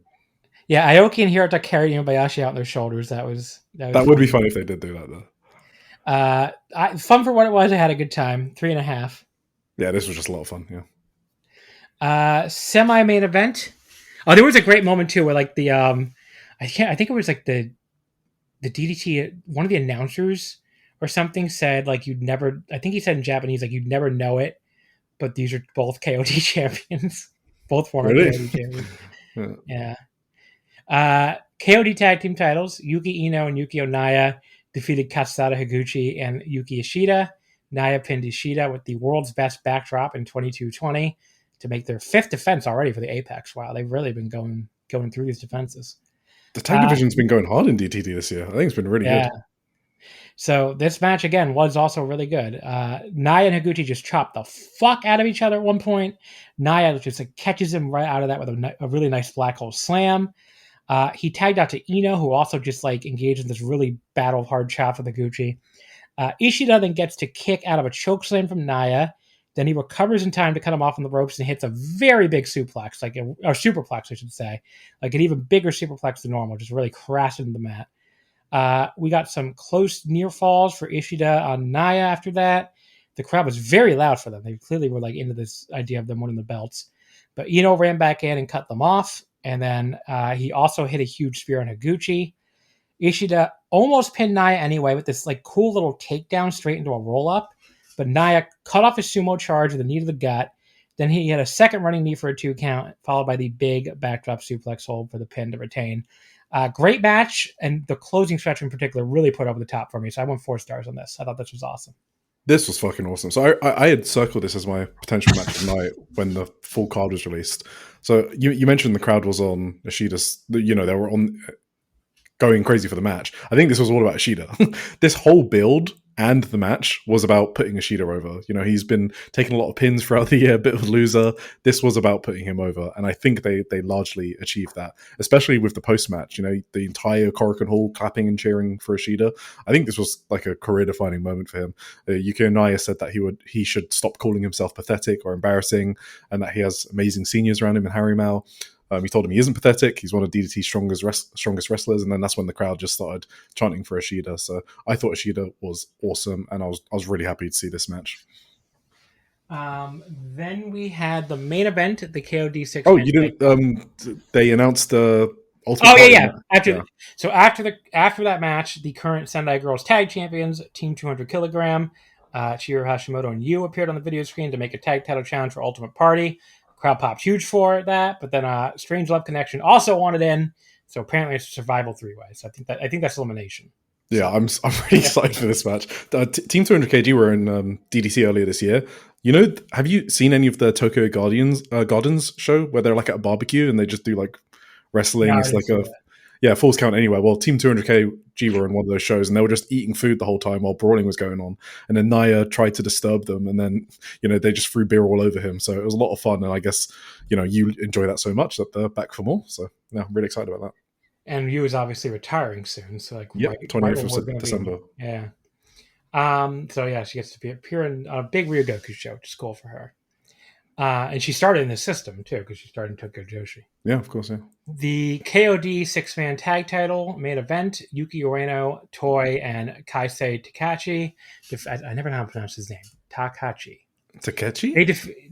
yeah, something like that. They defeated Minoru Suzuki, Harashima, and Yuya Kuroku when Ueno pinned Kuroku with the WR in 28:51. Wow, this went even longer than I realized it did. That gave them their first defense. I thought it was good. I mean, I really enjoyed it. It wasn't quite It was too long. Yeah, it did feel a little too long. I mean, I will say it didn't feel that long. I was surprised when I read that time. Yeah. But yeah, I don't know. It had a really great closing stretch with Koroku trying to knock off Ueno before he just finally chokes him out the sleeper and hits that WR for the win. There was like a really cool double team earlier with Koroku like getting beaten up by the Idol and I'm just gonna call him the Idol now, so I have to say his name. The Idol and Toy, something fierce, and they just were like chopping the shit out of him. But he later managed to lift both Ueno and Toy at the same time for this sort of double slam. That looked pretty cool. But yeah, 3 3/4. I thought was very good, but yeah, I guess a little too long once I see the time there. I like the semi-main better, but this is still really good. Still like this was still really good. I just feel like Yuki Ueno just has a bit of a really long match bug. I still have PTSD from his 37-minute match against Mao at Peter Pan to 2024. He's such a good wrestler, but I feel like his match quality would go through the roof if he like trimmed his matches down a bit. It's still criminal that he doesn't get mentioned on 30 under 30 lists, though. That is actually insane. He is an incredible wrestler, but yeah, he just needs to slim down his matches, I think. Yeah, overall, good Korakuen. Not like a blowaway one or anything, but when the last two matches deliver and the earlier ones are funny, it's about what you expect out of DDT Korakuen. Yeah, they've had much better Korakuens, but this was still pretty good. Yeah, exactly. So Ultimate Party is coming up next week on November 3rd, which we will talk about next week's show. We have the full card, it's fucking awesome. Unlike the Stardom card, so I can go ahead and give it to you now. The show opens with Shinshiro Takagi's return match. He takes on Hinata Kasai. He's been out like a year and a half, right? I think the middle. Takagi, yeah, he kind of did an exhibition return match on his own. Have you heard of like Super Japan? It's like his side project. It's pretty fucking terrible, but he did like an exhibition match on that. So. Then we have Harashima Toru Owashi, good to see him back, and Naomi Yoshimura against Soma Takao, Shinichiro Kawamatsu, and Rukia, just kind of a random undercard 6-man here. Yeah. Then we have Hideki Okatani, MJ Paul, Demus? I don't know. Demus and Illusion against Daichi Sato, Yuki Ishida, Kazuma Sumi. Wow. You put him over and I just couldn't get his name out. And Kumadori. So just another little 8-man tag here, but it's a Dark Damnation TA match. Another chance for Kumadori. Special 6-man tag, Tetsuya Endo, Hayata, and Junta Miyawaki coming over from Noah to take on Jun Akiyama, Shinya Aoki, and Yuya Koroku. That could be pretty good. Yeah, besides Hayata being in it, I guess. Besides Hayata, Endo's fucking awesome. I'm expecting Endo to actually win the GHC at some point. I don't know, but yeah. Oh, they keep saying he's going back to DDT in January. Oh, I think he needs. I feel like he's being set up for a title run in Noah, but maybe. Then the DDT Extreme title 5-way match: Toy versus Akito versus Super Sustainable Machine versus Kazuki Hirata versus Antonio Honda. Good luck, Toy, dealing with these four. Yeah. KOD tag titles, the 3-way we just talked about: the Apex, the Strange Love Connection, and the Team 200 kilogram. There you go. It should be really good. I'm really excited. Apart from we'll go over it later. I think this is my third favorite match I'm looking forward to. Then we have Daisuke Sasaki versus Dansho Gudino. That should be something at least. I don't know what the fuck they're going to do, but I am worried. So we'll see. The Dramatic Dream match, Zack Sabre Jr. versus Chris Brooks. It's going to be sick. Chris Brooks is an amazing wrestler. Again, maybe another underrated one. The semi-main event is Konosuke Takeshita and Kaisei Takeshi against Kasada Higuchi and Takashi Masada. That could be really, really good. My hype meter for that is like 11 out of 10. I am so excited for that one. So Masada was Takeshi's debut partner, and he wanted to face him now that he's actually signed to DDT. Takeshi wanted to face Higuchi as well, because this is the first time interacting since one of my favorite matches of all time in September 2022, where they beat the crap out of each other. So I'm super hyped for this. And then your main event, double title match for the KOD Openweight and DDT Universal titles, Yuki Ueno against Minoru Suzuki. Yeah, Suzuki's been really fucking good in DDT, don't get me wrong, but I feel like this is going to be a 35-minute match. We'll see. There's also, Takeshi is sticking around in DDT for a little bit after that, because he's going to appear in Shinjuku FACE right after for Ryogoku after It's a Wonderful Battle. Kind of a funny name. But yeah, he's going to face Antonio Honda on that show on November 6th. Then he's going to go all the way to Fukuoka with them for a 6-man tag where he's going to team up with Daisuke Sasaki and Illusion to face Mao, Kanan, and Kazuma Sumi. Sasaki says he started respecting Takeshi when he turned heel on AEW. So, there you go. But that was funny. And then November 9th, he goes all the way to Kumamoto. Like, he really wanted to go to Kyushu, right? I guess. Just stay He's out. doing the tours. Yeah, he's teaming with Shintaro Takagi and Hirashima against Toei, Daichi Sato, and Yuki Ishida. I'm sure this is going to make all the New Japan fans in Japan who are mad the IWGP champion never appears on New Japan tours feel really happy. So funny. But maybe he could lose. Maybe he'll lose a fucking belt to Goto. Who knows? That's not happening though, right? I don't know. Wait, who do you think he's facing in the dome? Probably Tsuji. Oh, how are you hyped for that? Not really. Okay. Their matches were really great last year. I just don't care about Takeshi in New Japan. Yeah. So. What do you think Tanahashi's doing? I don't know. It sounds like they all want to be Nakamura, and it sounds like some people are not happy about that idea. So I saw some New Japan fans super excited for that, but I think they're just that's not the people I'm talking about. Oh, okay. some people who no, I can't even say that. Some people out there are not happy about it. All right. So, would you be happy? There's a rumor floating around. I'd be into it. I'd be into it. There's a rumor floating around, which I can't repeat because the place I saw it is in a place I'm not supposed to repeat it. Mm-hmm. But if you look out there, you can find it. It's getting around. So there's one man in particular who would not be happy if that match happens. One man. Okay, I'm too dumb. I'll tell you off the air. Okay, fine. Okay. Because I will get in so much trouble if I say it out loud. The All Japan, I know, very Robert of me. All Japan launching commemorative series, Korakuen Hall show, Wednesday, October 22nd. So last show we're going to talk about today. You can hear the excitement in my voice to talk Zen Nihon.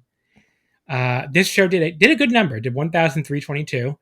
That's down from the 1469 the Odo finals did on September 15th. But if you put that one aside, it would be their best Korakuen number since March 9th when they did 1,355, so barely above this, for Kento Yuma versus the Saitos. Other than that, they've really been living in the 1100s, and they even had a couple triple-digit crowds. So it's a good number for them, 1,322. The opener was Yuma Aoyagi defeating Shofuda.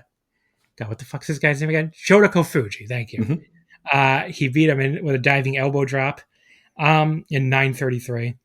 So I don't know. Somehow, like, Yuma wasn't really trying to be goofy for once, but like somehow he even makes bullying the young boy come off vaguely goofy now, even when he's not trying to.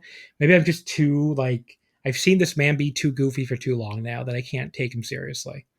But Shota got some nice near falls off of flash cradles. He got a really close one with a La Magistral before Yuma took over with repeated running knees to the gut. And then, to put him with the diving elbow drop. Fine little opener, 3 stars, I guess. Did you watch the Shinkiba show, 14th of October? Yeah. Okay. Yeah. It was really fucking good. Oh, yeah? Like, literally one of the...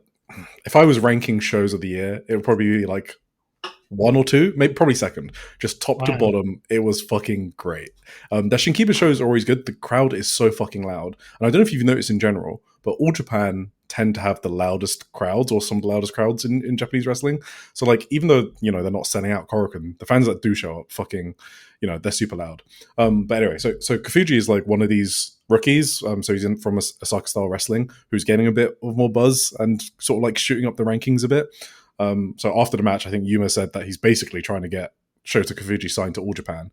He had a super good match against Dan Tamura on that Shinkiba show, which is why I mention it, and also just because it's good. So if you're feeling down on All Japan, maybe give that show a watch. And if you don't like that show, then yeah, you probably hate All Japan, which is fine. But yeah, I thought Shota was pretty good here, and he's just been having a string of good matches. So.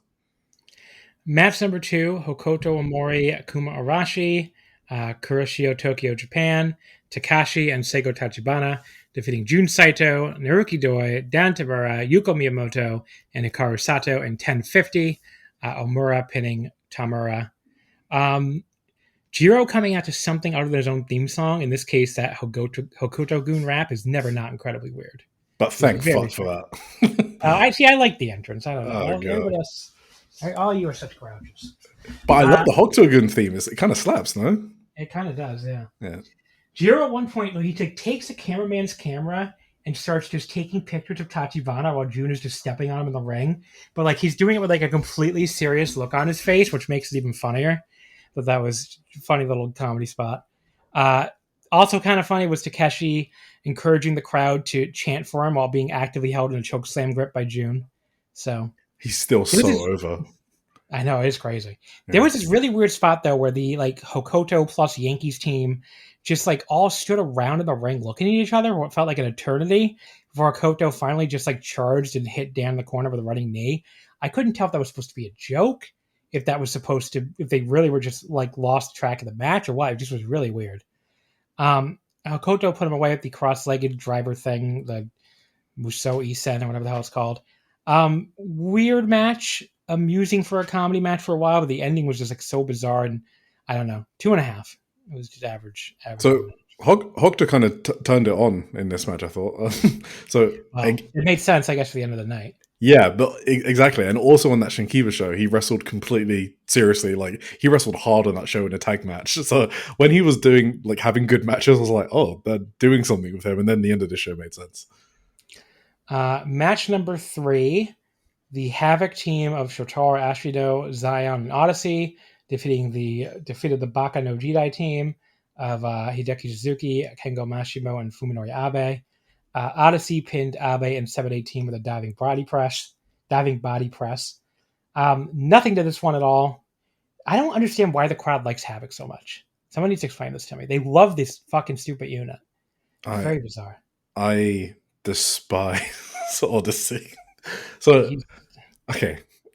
So I think you saw the Sakamoto Royal Road match with him, right? Yeah. That match pissed me off so much when he was just like dancing around, gyrating, chatting up the audience.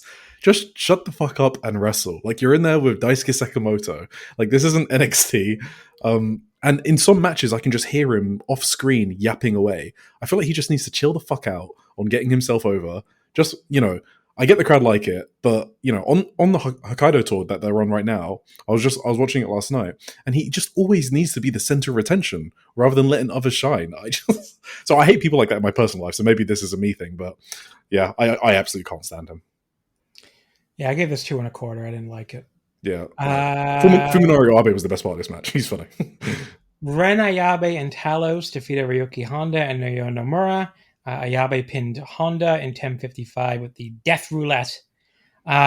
Absolutely nothing match early, but then Honda started throwing some really hard lariats on Ayabe, and then he and Nomura just like double teamed him. That part was cool. Their double team spear kind of ruled, but Ayabe then took over, just hit his spinning Falcon Arrow thing, the Death Roulette on Honda for the pin. Started rough, ended strong, so I split the difference and say 3 stars. Fine little match at the end. Yeah, I thought this was totally standard. I went 2.5. So I think Nomura has been a good shot in the arm for the promotion. I think he's been excellent in like most of his matches. Hasn't put the foot wrong, but he wasn't involved too much in this match. So yeah, this felt like a pretty standard match. Next match, Yuma Anzai defeated Ryo Inoue in 12-12 with the Gimlet. Inoue got a big chant at the bell. They were really into him here, and Anzai sold for him a ton. And Anzai, he went out of his way to make this guy look good, despite being so much smaller than him. Before, of course, he did put him away, the electric chair powerbomb thing he does. But yeah, good match. 3.5 stars. Was definitely like, oh, thank God, finally something I can sink my teeth into a little on this show. Yeah, I went 3.25. In a way, is like super over. Like, there's a lot of people chanting for him. He's had a lot of good matches recently. So he recently lost the junior heavyweight title match to Atsuki Aoyagi in Saitama, which was a good but not outstanding match. I feel like he has a lot of those. He's one of those wrestlers for me where he has a lot of good matches, but he can't just break through that ceiling of having an outstanding match. So he'll get there in time, but I didn't get fully invested in this match. Then we had the semi-main, which was the match of the night, the All-Asia Tag Title match, Musashi and Seki Yoshioka defeating Atsuki Aoyagi and Rising Hayato. Musashi pinning Hayato in 16-15. Just like all-action junior tag type stuff. Really what you would expect. It didn't quite get to the 4-star level for me, but I liked enough to go 3 3/4. And yeah, just a really, really fun match. afterwards, Shota Kafuji came out to challenge and introduce Hideki Suzuki as his partner. I like the announcers being like, "Oh wait, it's not a junior tag title." That's right, when he did that, because lately all the challengers and champions have been juniors. So Yeah. But yeah, kind of weird though. The two guys challenging both lost earlier in the night, but I guess Hideki didn't get pinned at least. So whatever, I guess. Hideki hisses at a cat at them for some reason. I don't know why. That's their new tag name. Their tag name is Aggressive Cats. Aggressive Cats. What do you think? I think I need to give credit to Hayato, Rising Hayato. I think he's been awesome ever since leaving Alpida. I haven't seen him have a bad performance. He's often the highlight of almost every house show I'm watching. He tries hard on all of those shows. He's been low-key my All Japan MVP the past few months through some dark periods. So just wanted to give him a shout out. Atsuki, I can't really get into him. If Atsuki feels like a bit like old Will Ospreay, I guess. Like I feel like he's just a bit too much moves and needs to slow down a bit. So yeah. Main event Triple Crown title. Kento Miyahara defeats Go Shiozaki in 22:56 with the shutdown German suplex to make his first defense. Did I totally forget they brought back the old school 3 belts? No, haven't they always done that? Wasn't it it was the tag belts that were new, right? No, the Triple Crown was 1 belt for a long time. Oh, remember when they made that 1 belt with the Triple Crown for the Triple Crown, and people screamed about it? Oh, how long ago was that though? It was probably before I was even born. No. It's been years now. Oh, I think 3 or 4 years. I think since they got maybe even older than that. Okay, that was before I was watching then. Yeah. Oh, okay. But yeah, the Triple Crown used to be 3 separate belts, and then it became 1 belt for a long time. And now Kento had 3 separate belts here again. So I was like, is this a permanent thing or just something he did one time? Because I hope it's a permanent thing, because the Triple Crown should be 3 fucking belts. Wait, do I really not remember? Was June only carrying 1 belt? I just assumed it was 3 the whole time. No, he's just carrying the one. He just had the one. Jesus. Yeah. Okay. Unless I'm going crazy and he brought back 3 belts way sooner than I thought he did. No, maybe you're right. You're probably right. And I just didn't notice. Yeah. I liked the little competing pre-match promos they did. The Go one surprised me a bit, because we've seen Kento do his hype up the live crowd before he comes out promo without a response from the opponent before. So it seems, but yeah, it's it was interesting that Go got booed. I mean, the crowd loves the rest of Havoc, but they hated Go here. They booed him during his promo and his entrance, and the All Japan crowd, I feel like, never boos anybody. So I guess they still see him as the outsider or whatever. We start out with the kind of typical long ringside brawling. This is why I forgot during that one episode of Omakase that All Japan has a 10 count instead of a 20 count when they had the double 10 count. Fucking Kento Miyahara, if this fucking promotion really has a 10 count, he should have been counted out in every fucking title match he ever had. Every single Kento Miyahara singles match should be a double count out finish. Because they brawl on the outside for eons and the ref doesn't count at all. So bizarre. But yeah, this match, I don't know. Oh, my dad's trying to drop by on me. Dad, I'm doing my podcast. I'll call you back. The Amazon thing, but sometimes I remember to go on Do Not Disturb, and sometimes I don't. But yeah, I set that up for him so he could video call me without that's cute. Being very technologically backward, honestly. So, but he probably just wants to tell me good luck with the Blue Jays. I guess the game's starting in a half hour.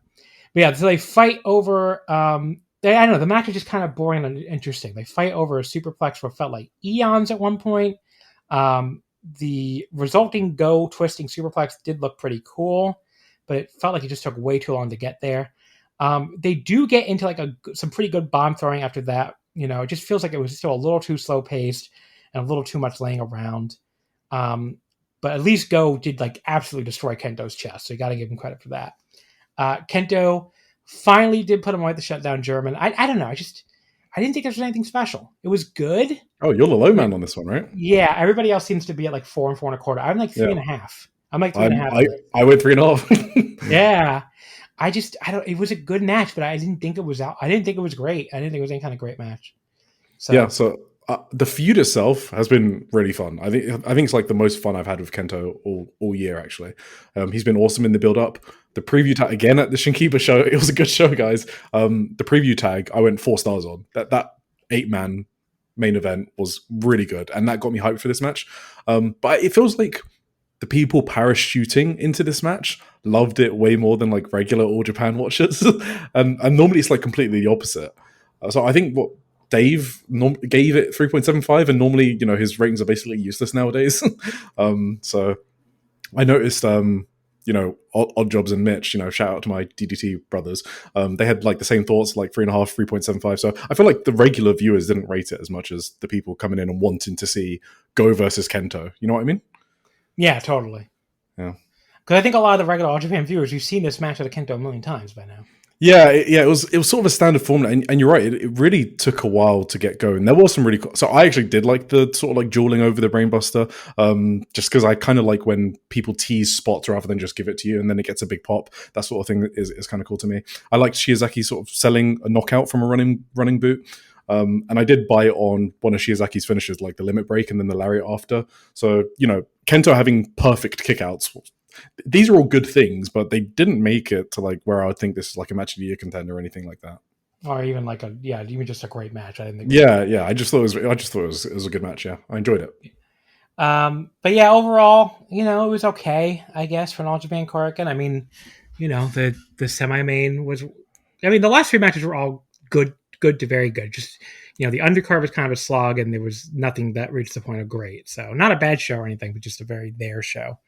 I popped way harder for Hokuto Omori sneaking up behind Kento and giving him the dragon suplex than anything in the actual match. Like I have like Nicole can tell you that actually, because she was in the room with me and for that when I was watching that match last night, and I like literally did pop for the Hokuto thing. And like nothing else got me off my seat. But yeah, not even close. So I am starting to put the Triple Crown on Hokuto Omori movement. It's probably a very bad idea, but it would appeal to me personally. So they should do it anyway. And he's actually been good recently. He has been working hard. He's had good matches. There you go. But yeah, I mean, this was just because they're doing a Hokkaido tour and they're doing that match on the 3rd of November, so he's just gonna because he's from Hokkaido, right? Yeah, exactly. Yeah. So that is happening, like you said, November 3rd, Monday, November 3rd, from the Hokkaido APA Hotel and Resort Sapporo. I'm gonna watch this.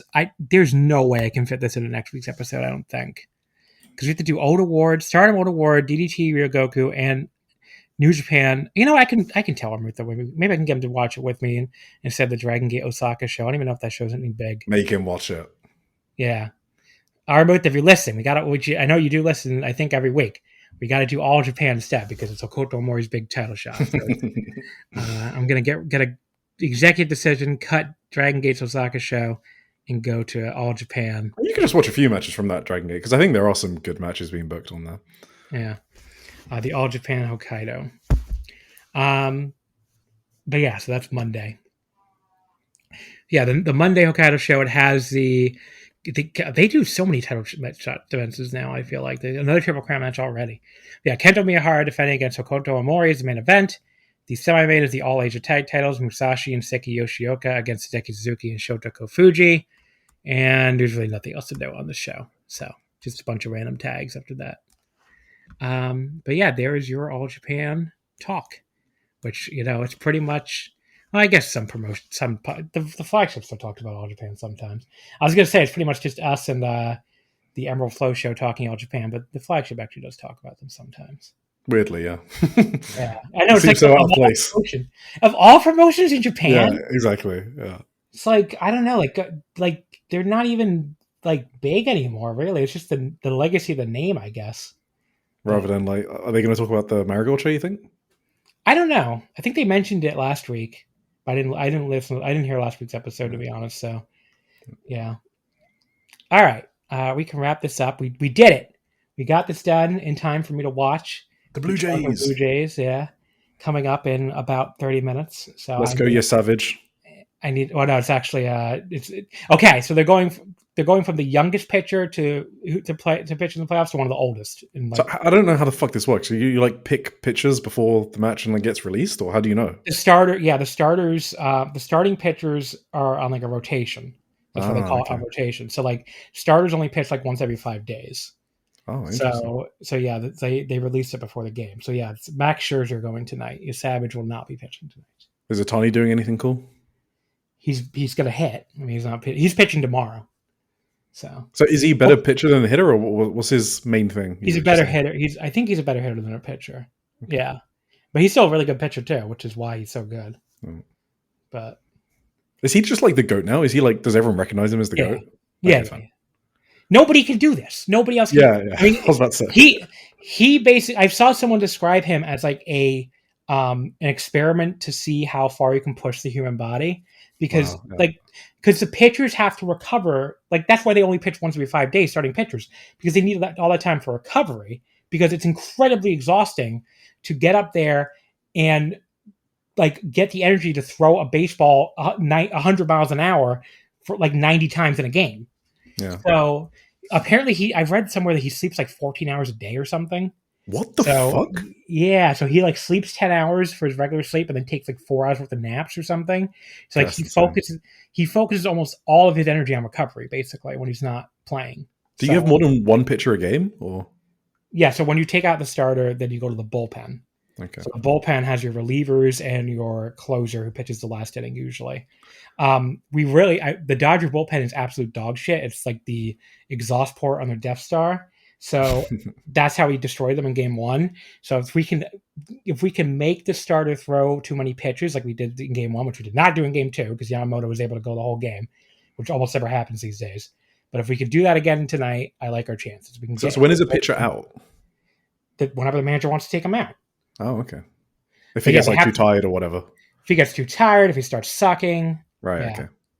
But I mean, typically they will not let them go any higher than around 100 to 110 pitches.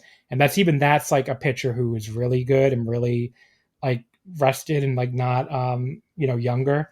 Younger pitchers, they won't even let go over like 70 to 80. Oh, Jesus. And if you're bad, you'll get taken out at like whatever. So, Yeah, okay. Well, don't worry, international viewers. I'm asking the question so you don't have to. So is Iwatani like better than the GOATs in their respective sports? You know, like Michael Jordan in basketball, Messi and Ronaldo in football. I think because I don't know, it's hard to comparison, but it's like there's never been a soccer goalie who also scores goals, right? That just sounds crazy to me, by the way. I almost don't believe you that's what the comparison. That is crazy. I don't understand what else the comparison could be.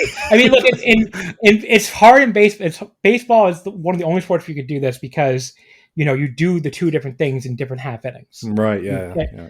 But like nobody does both. I mean, the pitchers used to all have to bat before the NL also went to the DH, and they were universally horrible at it because you just cannot like basically as you're growing up. You're either good at hitting and they specialize you in hitting and you learn how to field, or you're not good at hitting or you're so good at pitching they specialize you in pitching. Nobody lets anyone get past like 10 years old doing both anymore. So interesting. It's basically impossible to be good at both. And it's also because once you get to like higher levels, pitching is so fucking exhausting. There's no time for you to work on hitting because hitters have to go in the fucking cage and work on their swings for like hours after hours after hours. And like, how are we supposed to have the time to do that if you're going to be a starting pitcher? So the fact that Japan didn't make this guy pick one is already incredible. And the fact that like he's so good at both is just, it's like unprecedented. Nobody's been this good at both since Babe Ruth in the early 1900s. I was going to ask, have other people tried it in recent times? Or? Yeah, not in recent times. So the only one's been as good at both as Babe Ruth since the early 1900s. And even Babe Ruth stopped pitching after not that long to focus on hitting. So, yeah, I mean, it is insane what he's able to do. So has he been this good for a while, or did he just have like a breakout season? Or he's been this good pretty much since he started in Japan. So when did he only joined recently, right? The Dodgers, or a couple of years ago? Yeah, Dodgers last season. Yeah, this is the second season with the Dodgers. How did MLB team not pick him up before that then? So the Angels signed him when he left. The MPB team posted him, the Japanese team. So they have like a deal where they can post players. There's going to be 2 more that are posted this offseason. So yeah, because you can't just sign people randomly from Japanese teams. You can't just sign people randomly Japanese leagues. And because they have such a good baseball league themselves, people call it like quadruple. Okay. Well, people call it quadruple A. In other words, because the triple A is like the low level below MLB in the formal system. So it's like between that and MLB, and it's where like a lot of the MLB players go to continue their careers when they, when their careers are almost over. Yeah, okay, gotcha. And it's a very good league, and they have like, plus it's like Japanese baseball is incredibly popular. Baseball is more popular in Japan than it is in America. Like, I heard it was their number one sport or something, no? Yeah, it's their number one sport. So more people pay attention to baseball in Japan than America. So, which I feel like some people don't even realize. But yeah, there's 2 more like superstars who are going to come over this offseason, but they're both just like normal superstars, like normal hitters, not So like these. Posting means sort of like they're just ready to let them go or something. Yeah. Good. They get like a giant fee from the MLB team too. They get like a percentage of the contract. Okay, so Otani just probably wanted to go, and they were like, "Okay, fine, you get your wish. You've done enough for us." Or yeah, basically. Okay, all right. Yeah. Cool. Awesome. Well, good luck. Thank you. I hope Otani strikes out 7 times. Actually, no. Well, if he strikes out 7 times, that's still bad because it would have got a lot of it. Wouldn't mean they got a lot of at bats. Hope he strikes out exactly 3 times in a perfect game for our pitcher. Let's go, Jays. Let's go, Jays. All right, folks. Next week, I will be back here with Aramutha. We'll be covering the Stardom Crimson Nightmare Old Award Show, the DDT Ultimate Party Ryogoku, the New Japan Tanahashi Final Homecoming, which is the Power Struggle replacement, November 2nd. And now I guess the All Japan Hokkaido show on November 3rd, which I'm sure Armuth is going to be so excited when he hears that. He loves All Japan almost as much as I do. All right, folks. Is there anything? Oh, yeah, plug your podcast. Oh, yeah. So I have a podcast with Tim. It's called Joshing Around. We basically cover all the Joshi promotions you can think of. Like we're reviewing the Ice Ribbon Korakuen Hall show on our next episode, so stuff like that. So if you watch Joshi and you want to learn about new promotions, maybe, then give us a listen. And otherwise, I write for the Social Suplex newsletter. There you go. All right, folks. Thank you, as always, for listening. You can follow us on Twitter at Wrestle Omakase, Wrestling Would Not Fit. And you can follow me on Blue Sky at Just1MB. And we'll see you next time. Hey, guys. Finding the perfect gift for the food lover in your life is easy. Thanks to Goldbelly. Goldbelly ships America's most iconic foods straight from world-famous restaurants right to your door. So if you want to treat someone to Joe's Stone Crab from Miami, Franklin Barbecue from Texas, or desserts from famous foodies like Ina Garten or Martha Stewart, Goldbelly has you covered with free shipping anywhere in the country. Just go to goldbelly.com and for a limited time, get 20% off your first order with promo code GIFT. That's promo code GIFT.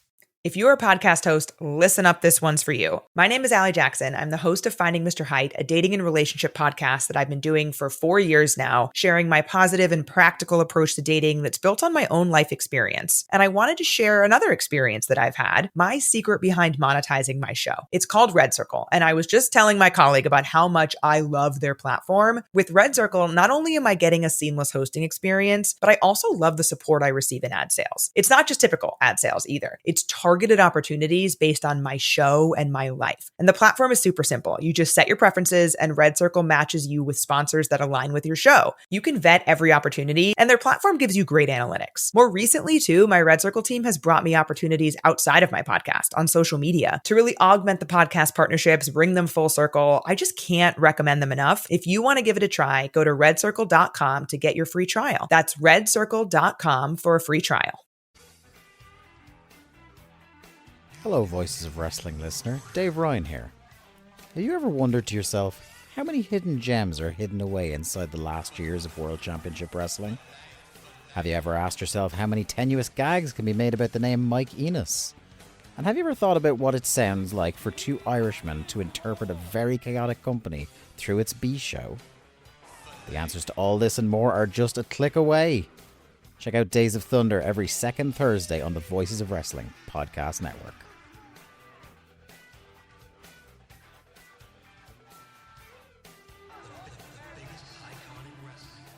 Hello, Voices of Wrestling Podcasting Network listeners. I am Jeff Hawkins, co-host of Shake Them Ropes, with a very special announcement. If it's been a while or you've never listened to us before, the original gang is back. Myself and Rob McCarran, back talking wrestling. We have no idea where this show's going to go, where we're going to keep any of the old bits or any of the old things in there. It's going to be a process. It's going to be a journey, and we'd like for you to come along with us. Only on Shake Them Ropes on the Voices of Wrestling Podcasting Network.